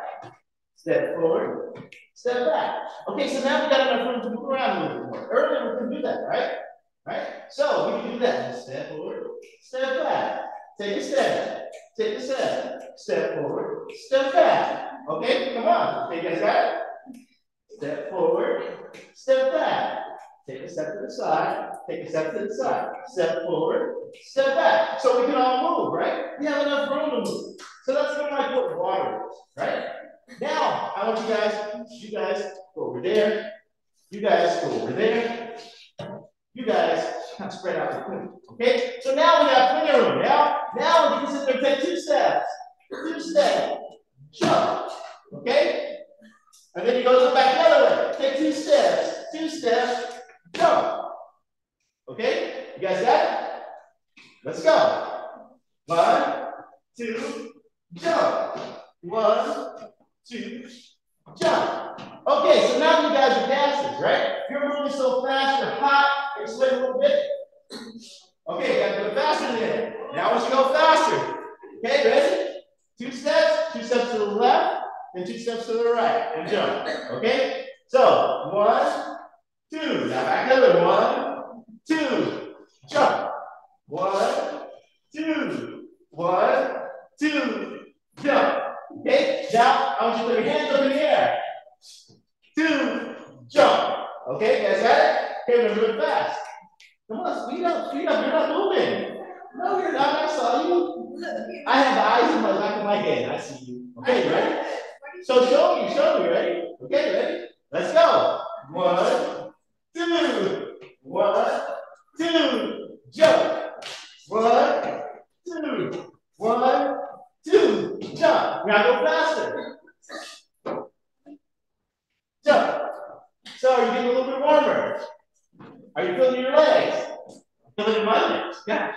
Okay, now I have to take my breath. Big old bit. Okay, so the thing is, as the gas molecules heat up, they're going to be moving faster. Kind of like you guys start to heat up, right? It moves faster. Kind of also have to think about it. Have you guys ever been to the beach? Okay, so if the sand is really cold, you guys have brand new bikini on, right? Or a brand new swimming trunks or whatever, right? So you walk out to the beach, you want to show everybody off, right? So you're going to sashay to the beach, right? Right? Everybody's going to sashay to the beach if you want to show off your new outfit, right? But if the sand is hot, then what's going to happen? What was that? You're going to run to the water, right? So in that case, the heat is feeding you up too, because you're anxious to get to that water, right? So anytime you introduce heat, the molecules are going to move faster. If the molecules are moving faster, what do you guys think is going to happen with the reaction? It's going to be faster, right? It's going to react faster because the molecules are moving faster. So the faster the molecules are moving, the probability of them colliding are going to be greater, right? So you guys can go ahead and sit down. Okay, catch my breath now. Yes, I'm extra. You signed up for this class. I didn't make you.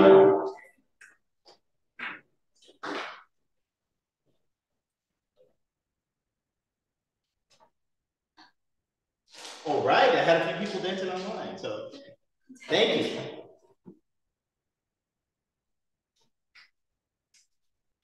Okay, so now we know about these molecules. We know that they're moving, right? And they're going to be constantly moving. The only time they do not move is when. We talked about it last week. Say it again. Absolute zero. Yes, absolute freezing. And then that happens at what temperature? I have a $5 gift card. Can't give it to you right now, so that's in the car. But I got a $5 gift card for you. If you can answer this. Anybody can answer it. What temperature does that happen at? That is correct. So you get a gift card. I'll bring it up. Remind me, I'll leave without it. So, but it's a Starbucks, $5. So got a $5 gift card. Okay, so we know gases are going to move fast. They're going to be far apart. They're going to have room to move to do that crazy dance, right? They're going to be bouncing off the walls. Okay. We also know that what happens when we have something going from in a fixed volume and then we heat it up. What happens to bottles when we put it outside and we get in our car? Bottles of soda, that's it. Anything happen to them? If it's really, really hot outside. It gets pressurized. You see it kind of blowing out. Sometimes if you let it sit for long, it'll screw it up so it won't sit right on the table, right? Okay, now liquid, in the case of liquid, it's in there, it's mobile, right? And so it's freely to move. So if I pour this water over, right, it'll just run down the table, okay? Now a solid is gonna be fixed. So if I have a big chunk of ice and I knock it over, nothing's gonna happen if it's still frozen, right? Okay, now solids have two forms. They have what we call a crystalline form and an amorphous form. They can be either or, sometimes you get some compounds that are able to go to both.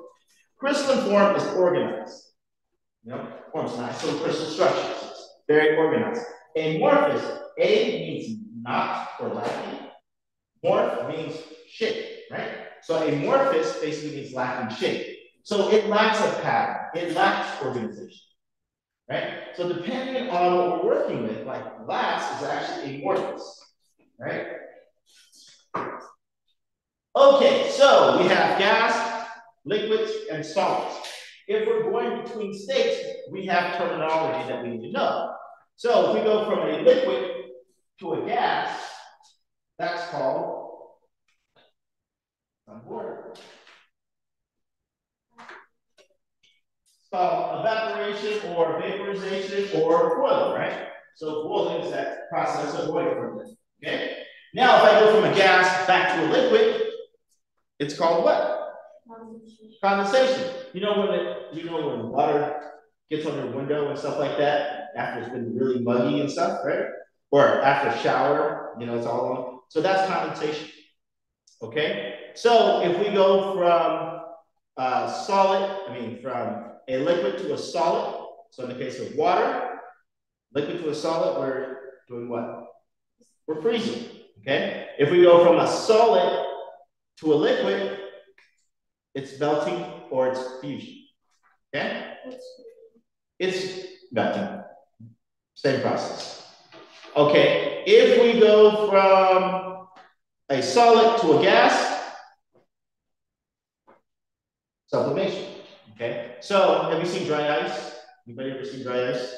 And you see how like you put a piece of dry ice, it just immediately goes to gaseous state, right? It makes smog and everything like that, okay? So, but if I go from a gas to a solid, that's called deposition, okay? So you need to be familiar with that. You may see it on Leah's connectors. Okay, now to go from one state to another state, guess what it requires? It requires energy. It's on the board, right? It requires energy, which you're saying temperature. That change in temperature is a form of energy, right? It's heat. We're adding heat to it. Heat is a form of energy. That's one of the basic forms of energy that you're going to find out in chemistry, right? So if I put heat on your butt, I'm giving you some energy, right? Keep it up, do something, right? Okay? So, 3 states, they each, and this is just basically illustrating everything that we talked about. So the very first state is the gaseous state. So in that state, it's going to occupy the whole container. It's going to occupy the whole room, right? If we have enough water, we can make this whole room a steam room, right? Is that true? Okay? Be a sauna. Okay? And the volume, it's just going to depend on the container and how that container holds. So it can occupy the entire room. So let me ask you a question. So let's say somebody tooted, right? Somebody over here tooted, right? Because I want to by tooted, Brooklyn, Clark, you know, those things, right? So is that gas just going to stay over here next to her? No, what happens over time? What's that? It disperses, right? It diffuses through the room, okay? So it starts dispersing throughout the room. Why do you think that's the case? What do we know about those molecules? What's happening to them? They're moving, right? They're mobile, and they're moving pretty fast. Does it take forever? You know? Doesn't she? Like, she smells it first, like, what's that, right? Ooh, I smell something, right? And then she's gonna say, I don't know what you're talking about. And then over here, eventually she's gonna smell it, right? And then eventually over here, you guys are gonna smell it. Okay? Because it dispersed. It occupies the entire room. So one person's spark can affect us all, right? She's crying about it. It's okay. It wasn't that bad. It was a minor one, okay? So we know that it's going to occupy the whole volume. Now, in the case of the water is going to occupy only part of that container. It's going to be at the bottom of the cup, right? It doesn't occupy the whole cup if it doesn't fill the whole cup, right? It only occupies the space that it occupies, okay? And that's it. If we flip it over, it pours out, right? Of the cup, right? So, in those cases, we need to be cognizant of what we're working with. That's why volume is going to be important, right? So this is just showing us physical change. And the key is that physical change is going to require energy. It doesn't happen naturally in some form. So heat, right? Most common form of energy. So if it gets warmer in the room, that's adding energy to our system. So an ice will melt the hotter this room was. Remember when the AC was broken? It was just an experiment, testing it out, teaching you guys some chemistry, right? In the beginning, it was so hot that we had to move out of the room, right? We were sweating up stores and everything like that. Your body was reacting faster. All that food that you ate earlier, you were digesting faster because it was a lot warmer, right? Because everything speeds up in that context. So physical change, as we go back, physical change is when we get from one state to another state. And we can get back that state that we initially had, right? So if I take water, if I take this water, can I freeze it to ice? And can I get water back? Yeah, if I just let it warm up, right? So that's an example of a physical change, right? Physical change will have physical properties. When we talk about physical properties, those are just characteristics that are observed that don't alter the identity of the structure, right? So we know water is wet, right? That'd be a physical property, right? The boiling point of water, that's going to be a physical property, okay? The clearness of water, it's going to be a physical property. Now, when we talk about chemical change is going to be different, okay? Chemical change, when we change its state so that it's forming a new chemical or a new substance, that is going to be a chemical change. So for instance, have you guys ever made caramels? Candy? Anybody made candy before? Okay. So I used to try to make caramels, and I'll tell you what I used to do. It's going to be bad. I used to try to make those special caramels, you know, add flavor to it, THC in it and stuff like that, right? A little extract, you know, chewables. So now, the worst thing to do is to try to make caramels when you're in stone, right? Have you ever done it? Okay, so let me tell you the reason why that's the worst thing to ever do. Because you're stoned, right? You can't concentrate, you lose track of time. So I'm trying to make caramels, right? The first thing that you want to do, you want to start trying to melt the sugars. This is a real experiment, right? So you want to melt that sugar, right? You want to add some butter to it, right? You want to add a little bit of milk. Okay, so I started with putting the sugar in there, forgot about the butter, and forgot about the milk. Just add sugar in there. And say, oh, that smells good. You know, I want to do something good, right? Not paying attention. Next thing I smell, something's on fire. What's on fire? Oh shit, the caramels I'm trying to make, right? So I go in there, and then I go from my nice white sugar to charcoal, right? Now, the thing is, that is a process of a chemical change, right? So the first part we're melting, well, some of it becomes that charcoal color, something that grinds to it and everything like that, but it has a nice, beautiful smell, caramelized smell. You know, like caramelized onions or something, you know how it smells, you know? So, lovely smell, right? And then we went from that to fire, right? Not so good, right? Room smoked up and everything like that. We got steam and everything coming off of it, right? So that is a process of a chemical change, right? We can see it visually. We saw what happened to it. We went from a white substance to something that is totally black. Okay? So that would be an example of a chemical change. Can I get that white substance back? No, I can't. I can't get that pure sugar back, right?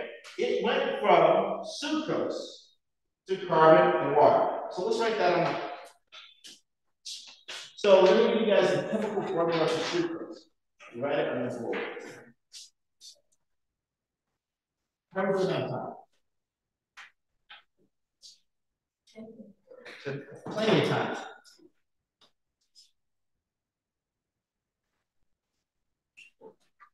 Okay, so in this experiment, it was a hot mess experiment. All we're doing is taking our sucrose. Sucrose is C12H22, and then O11. And this is solid. So the S represents solid.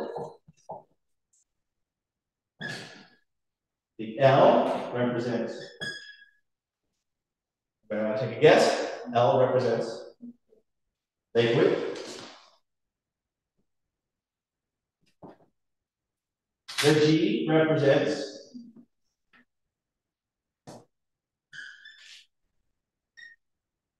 and then we have another one. It's called AQ. And that basically means it's been dissolved in water. We say aqueous.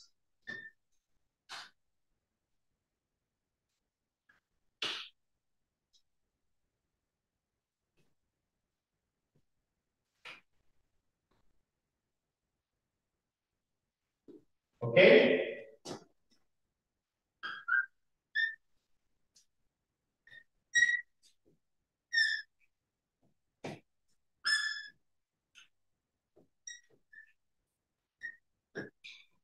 Okay, so this here is a chemical formula, right? So it's a chemical, we also will call it a chemical equation. On my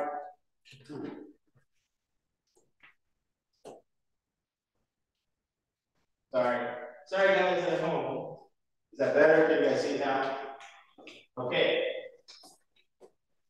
So S solid, L liquid, G gas, AQ. So we're starting off with sucrose. So this here is called sucrose.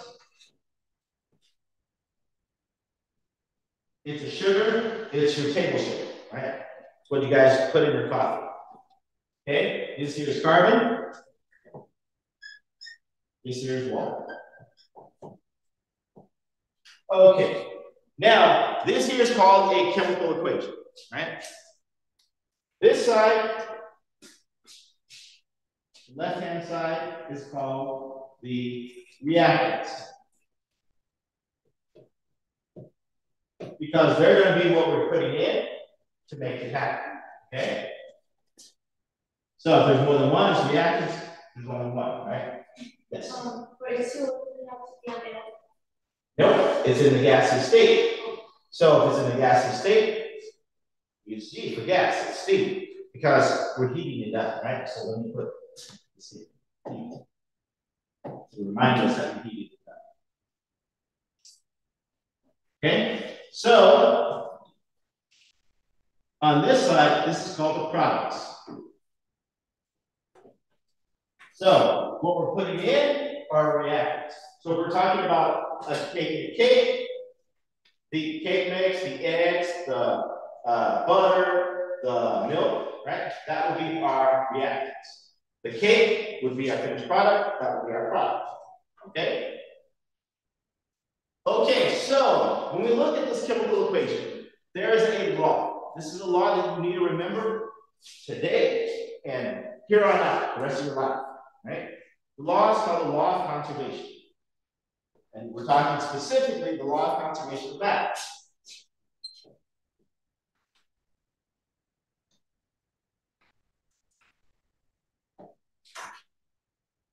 Okay?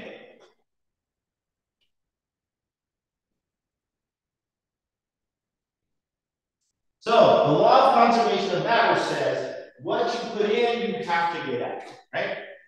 So what you put in, you have to get out. Or another way of saying it is, nothing is ever created or destroyed.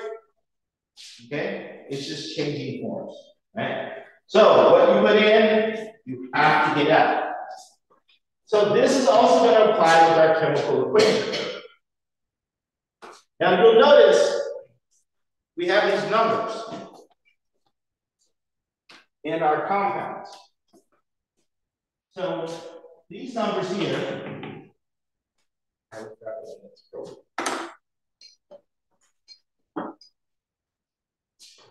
these numbers here, these are called your subscripts.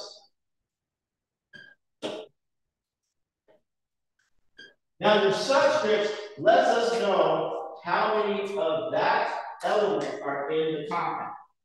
So here we have how many carbon.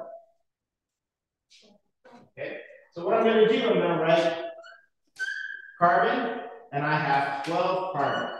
Okay, how many hydrogens do I have? I have 22. And then how many oxygens do I have? 11. Okay, so sucrose has 12 carbon, 22 hydrogens, and 11 oxygens. That's what makes sucrose sucrose. So the subscripts are important because they let us know what that compound is, right? So that's why they're important. So if we're talking about sucrose, it's always going to have 12 carbon, 22 hydrogens, and 11 oxygens. Okay? That's what makes sucrose sucrose. Okay? Now, on my product side, you guys mind if I rate? So this is part. Just have to stop.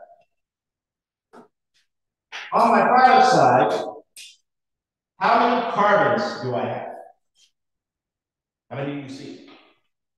1. Is there a number next to it? No. So when there's just the letter there, that means we only have 1. So we have 1 carbon. How many hydrogens do we have on my product side? 2. And then how many oxygens? Now, you'll notice this plus. This plus basically means that we have carbon and water. Okay? So we have 2 different things on our product side, but we have 1 pure thing on the reactant side. Okay? You guys see that? Okay. Now the law of conservation says what you put in, you have to get out. Okay? So altogether we put in how many carbons? We put in on the reactant side. 12. So we're putting it in, it's only on the reactant side. So we put in 12 carbons. So that means that I should get out how many carbons? 12. Okay, so what I have to do here is there's a number that we can put in front of things, right? That number is called the coefficient.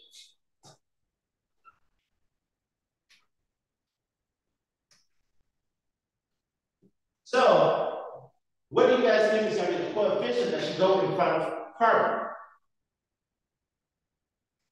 How many carbons are I starting with? How many should I end with? So what do you guys think the number should be? 12. Okay? So 12 times 1 is 12, right? So that means I have 12 carbons coming out. So we use the coefficient to balance our chemical equation. Okay? So I'll say that again. We use the coefficient to balance our chemical equation. So to make sure that what we put in is what we get out. Okay? So what do you think we need to put in front of the water? What coefficient? What was that? 22? But I have two hydrogens here. 11, yeah. So 11 times 2? 22. So I want to put an 11 here. So then that would give me 22 hydrogens. And then this number here is distributed. So we multiply it by both elements. So in this case, we have 11 times 2, 22, and then 11 times 1, 11. Okay? Cross it out, 11. Okay? So we put in how many carbons? We got out how many carbons? We put in how many hydrogens? We got out how many hydrogens?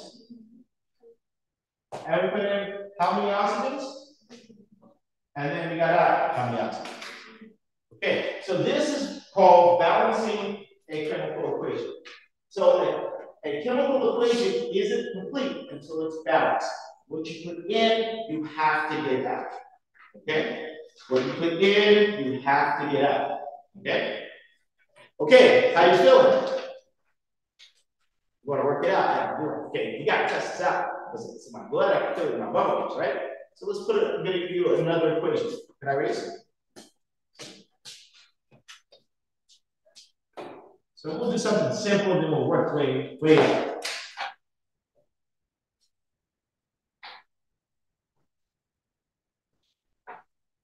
Okay, so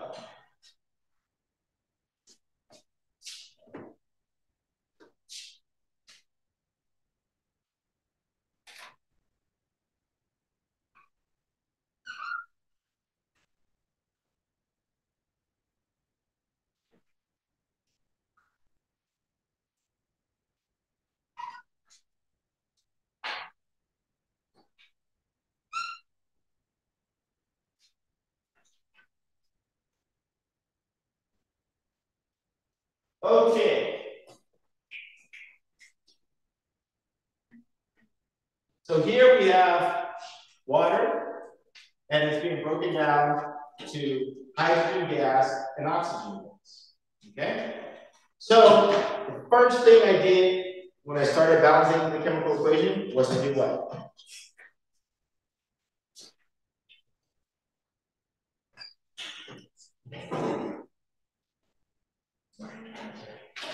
First thing I did was, I said, what was the first thing I did when I started trying to balance the chemical equation? Yes. I wrote down the elements. Okay, so what are the elements that are involved in this reaction? Okay, so we have hydrogen and we have oxygen. How many hydrogens do we have on our reactant side? How many oxygens do we have on our reactant side? On our product side? And oxygens? Okay, so what we put in, we have to get out. So are they equal on both sides? No. Okay, so we need to figure out a way to make them equal on both sides. What do you guys think we should do? Times 2 on which side?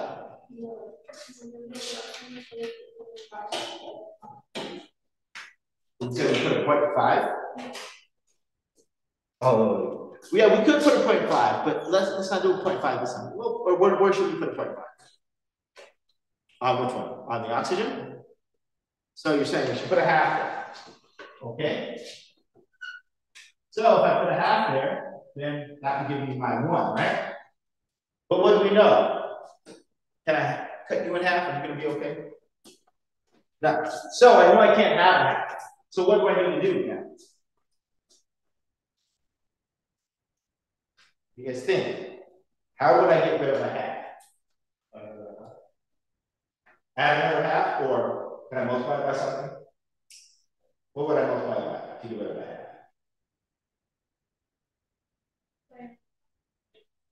A half times a half? Let's do that math. Okay, so 1/2 times 1/2. Right? If I remember correctly, that would be 1/4. Right? So not a half. We got to work on those fractions, right? So what do I need to do? If I have $1/2 and I want to make a whole dollar, what do I need to do? How many will I need? I'll need 2. So then I multiply everything by 2, right? So then if I multiply this whole equation by 2, then I can get rid of my half, right? So then, in this case, I'll have 2 H2O, and then 2 times, this is understood to be 1, right? So 2 times 2 would be 4. 4, 2. And then 2 times a half. 2 times a half is 1, okay? So then we just need it.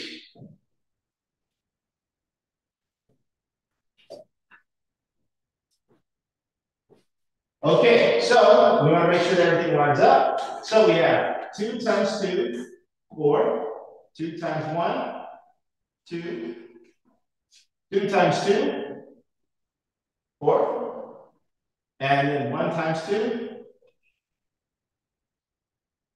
So does that work? Okay. Okay, so we're gonna take a short break. Well, not a short break. I'm gonna let Zach talk to you. So Zach is the Mesa director.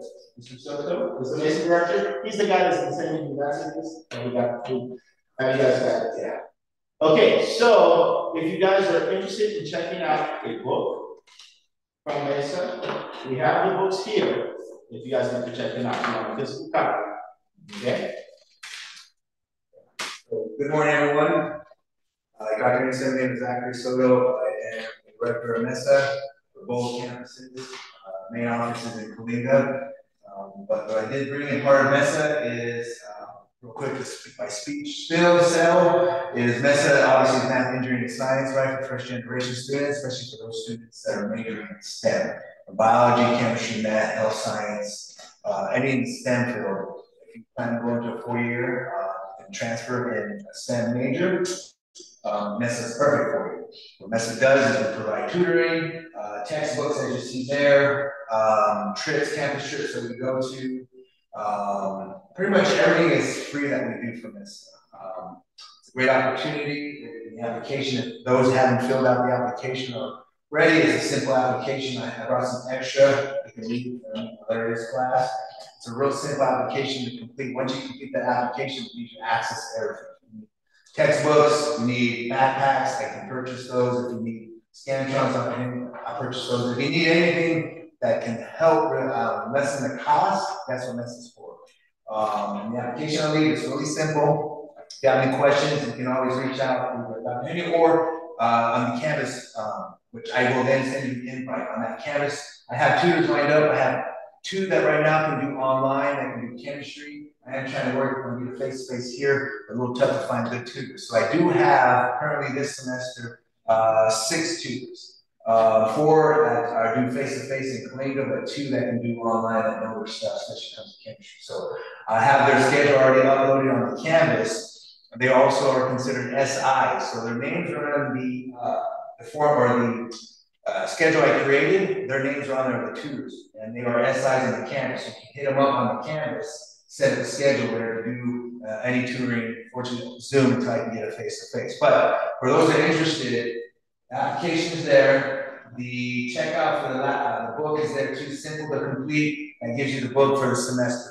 Once the class is done, we just ask all students to return those textbooks because those textbooks go every semester. If there's more of a need for a textbook, especially if you're in taking in biology or anatomy, physio, I have flashcards, I have those. You just got to let me know or Dr. Henry know, and I can bring those as well. You just got to ask. It's there. Program's great. It's our 6th year in this program, and we're good to 2027. So now there was 32 Mesas, now there's 91 Mesas, all in community college. So it actually grown, and we actually, by fall of this year, or by the end of this year, Mesa should be in the categorical, meaning that we'll be set for good. Once we get that signed by our governor, we'll be considered like TRIO and EOPS. So that's a huge thing for Mesa, a huge win. So this way it continues to be funded by the college once grant funds, continue that they do end, or hopefully continue to get grant money. So it's a great opportunity. Dr. Henry and I are currently going to see, I'll see you in November, if we can maybe do a trip to UC Santa Barbara. Last semester we went to UC Merced. We took about 35 Mesa students, Clean here in Fireball, and we got to tour the labs. Broke into groups, we actually got to see research done, which is pretty cool. So our goal is, or my goal and our goal, I should say, is a team effort, is if we can do 1 trip a semester, a big trip. Take the whole group, lunch is included, it's all free. We'll work on the logistics so we can figure it out. I'm thinking November just to get us through, and it's a little bit dead time in November. The weather's a lot cooler. So we'll plan on doing hopefully UC Santa Barbara trip this fall. And then there's little trips I'll be planning too that I'll share on the campus. Doesn't work for everyone, and it's okay. It's scheduling, work, school, I get that. But I try to provide as many trips as I can within the semester. But at least one big one that we can do. So we'll work on that and we'll share it on the campus.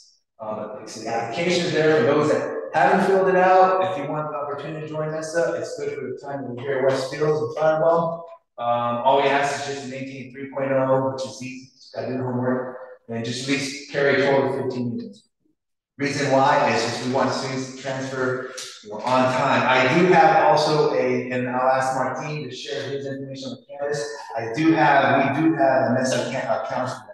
So you don't have to kind of wait, you need your counselor too. But Martin can actually help you. He does work at Coolidge Community 2 in STEM, so he knows STEM.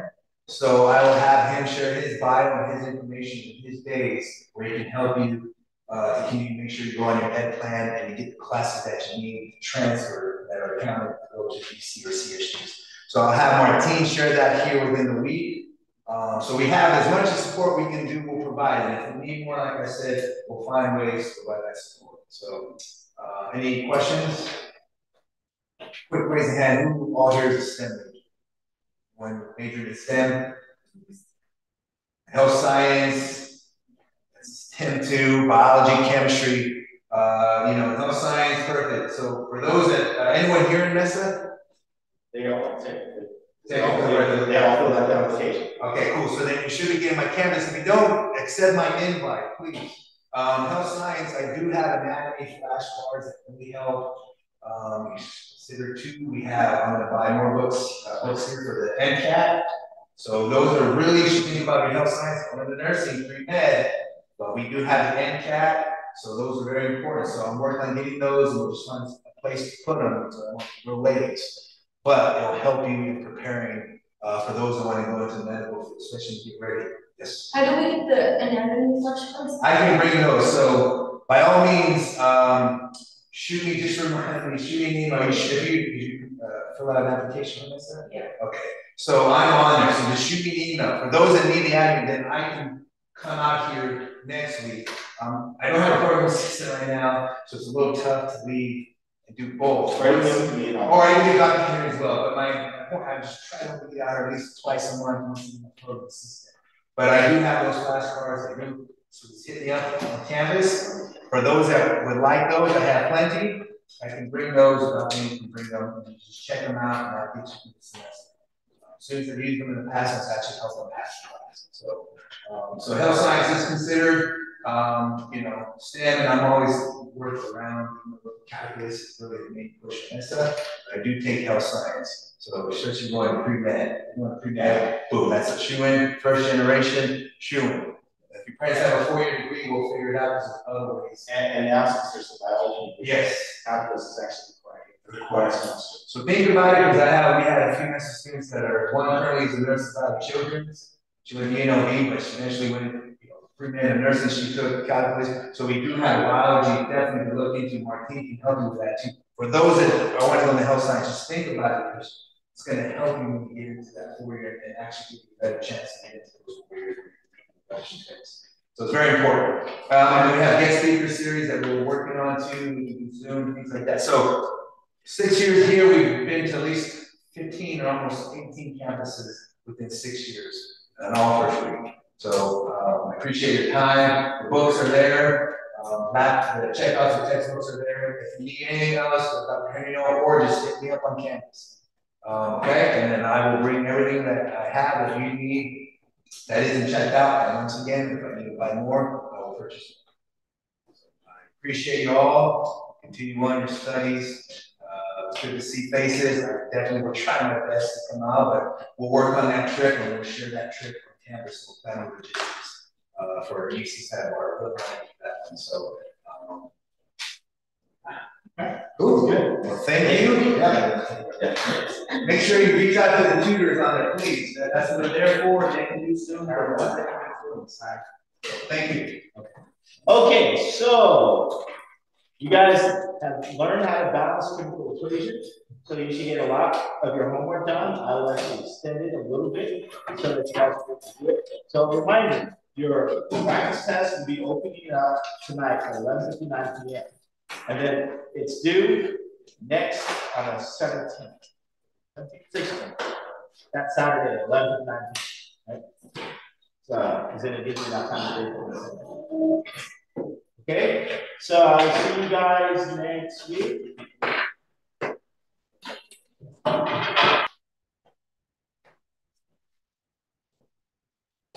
Okay, are there any questions online?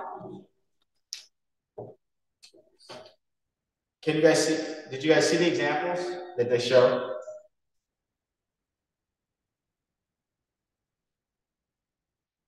So if you guys need books, then let me know, and we can make them available for you guys to pick up, either at Lemoore or at Coalinga. And also, I'm going to send a message out for you guys to determine if your lab kits came in, for those who are in the Coalinga section, totally online. Let me know, because I need to know so that we can make sure that you guys are able to do the lab. If your lab kit has not come in, you need to let me know immediately, so that we can make up some other arrangements for you. Okay? So, do you guys have any questions for me?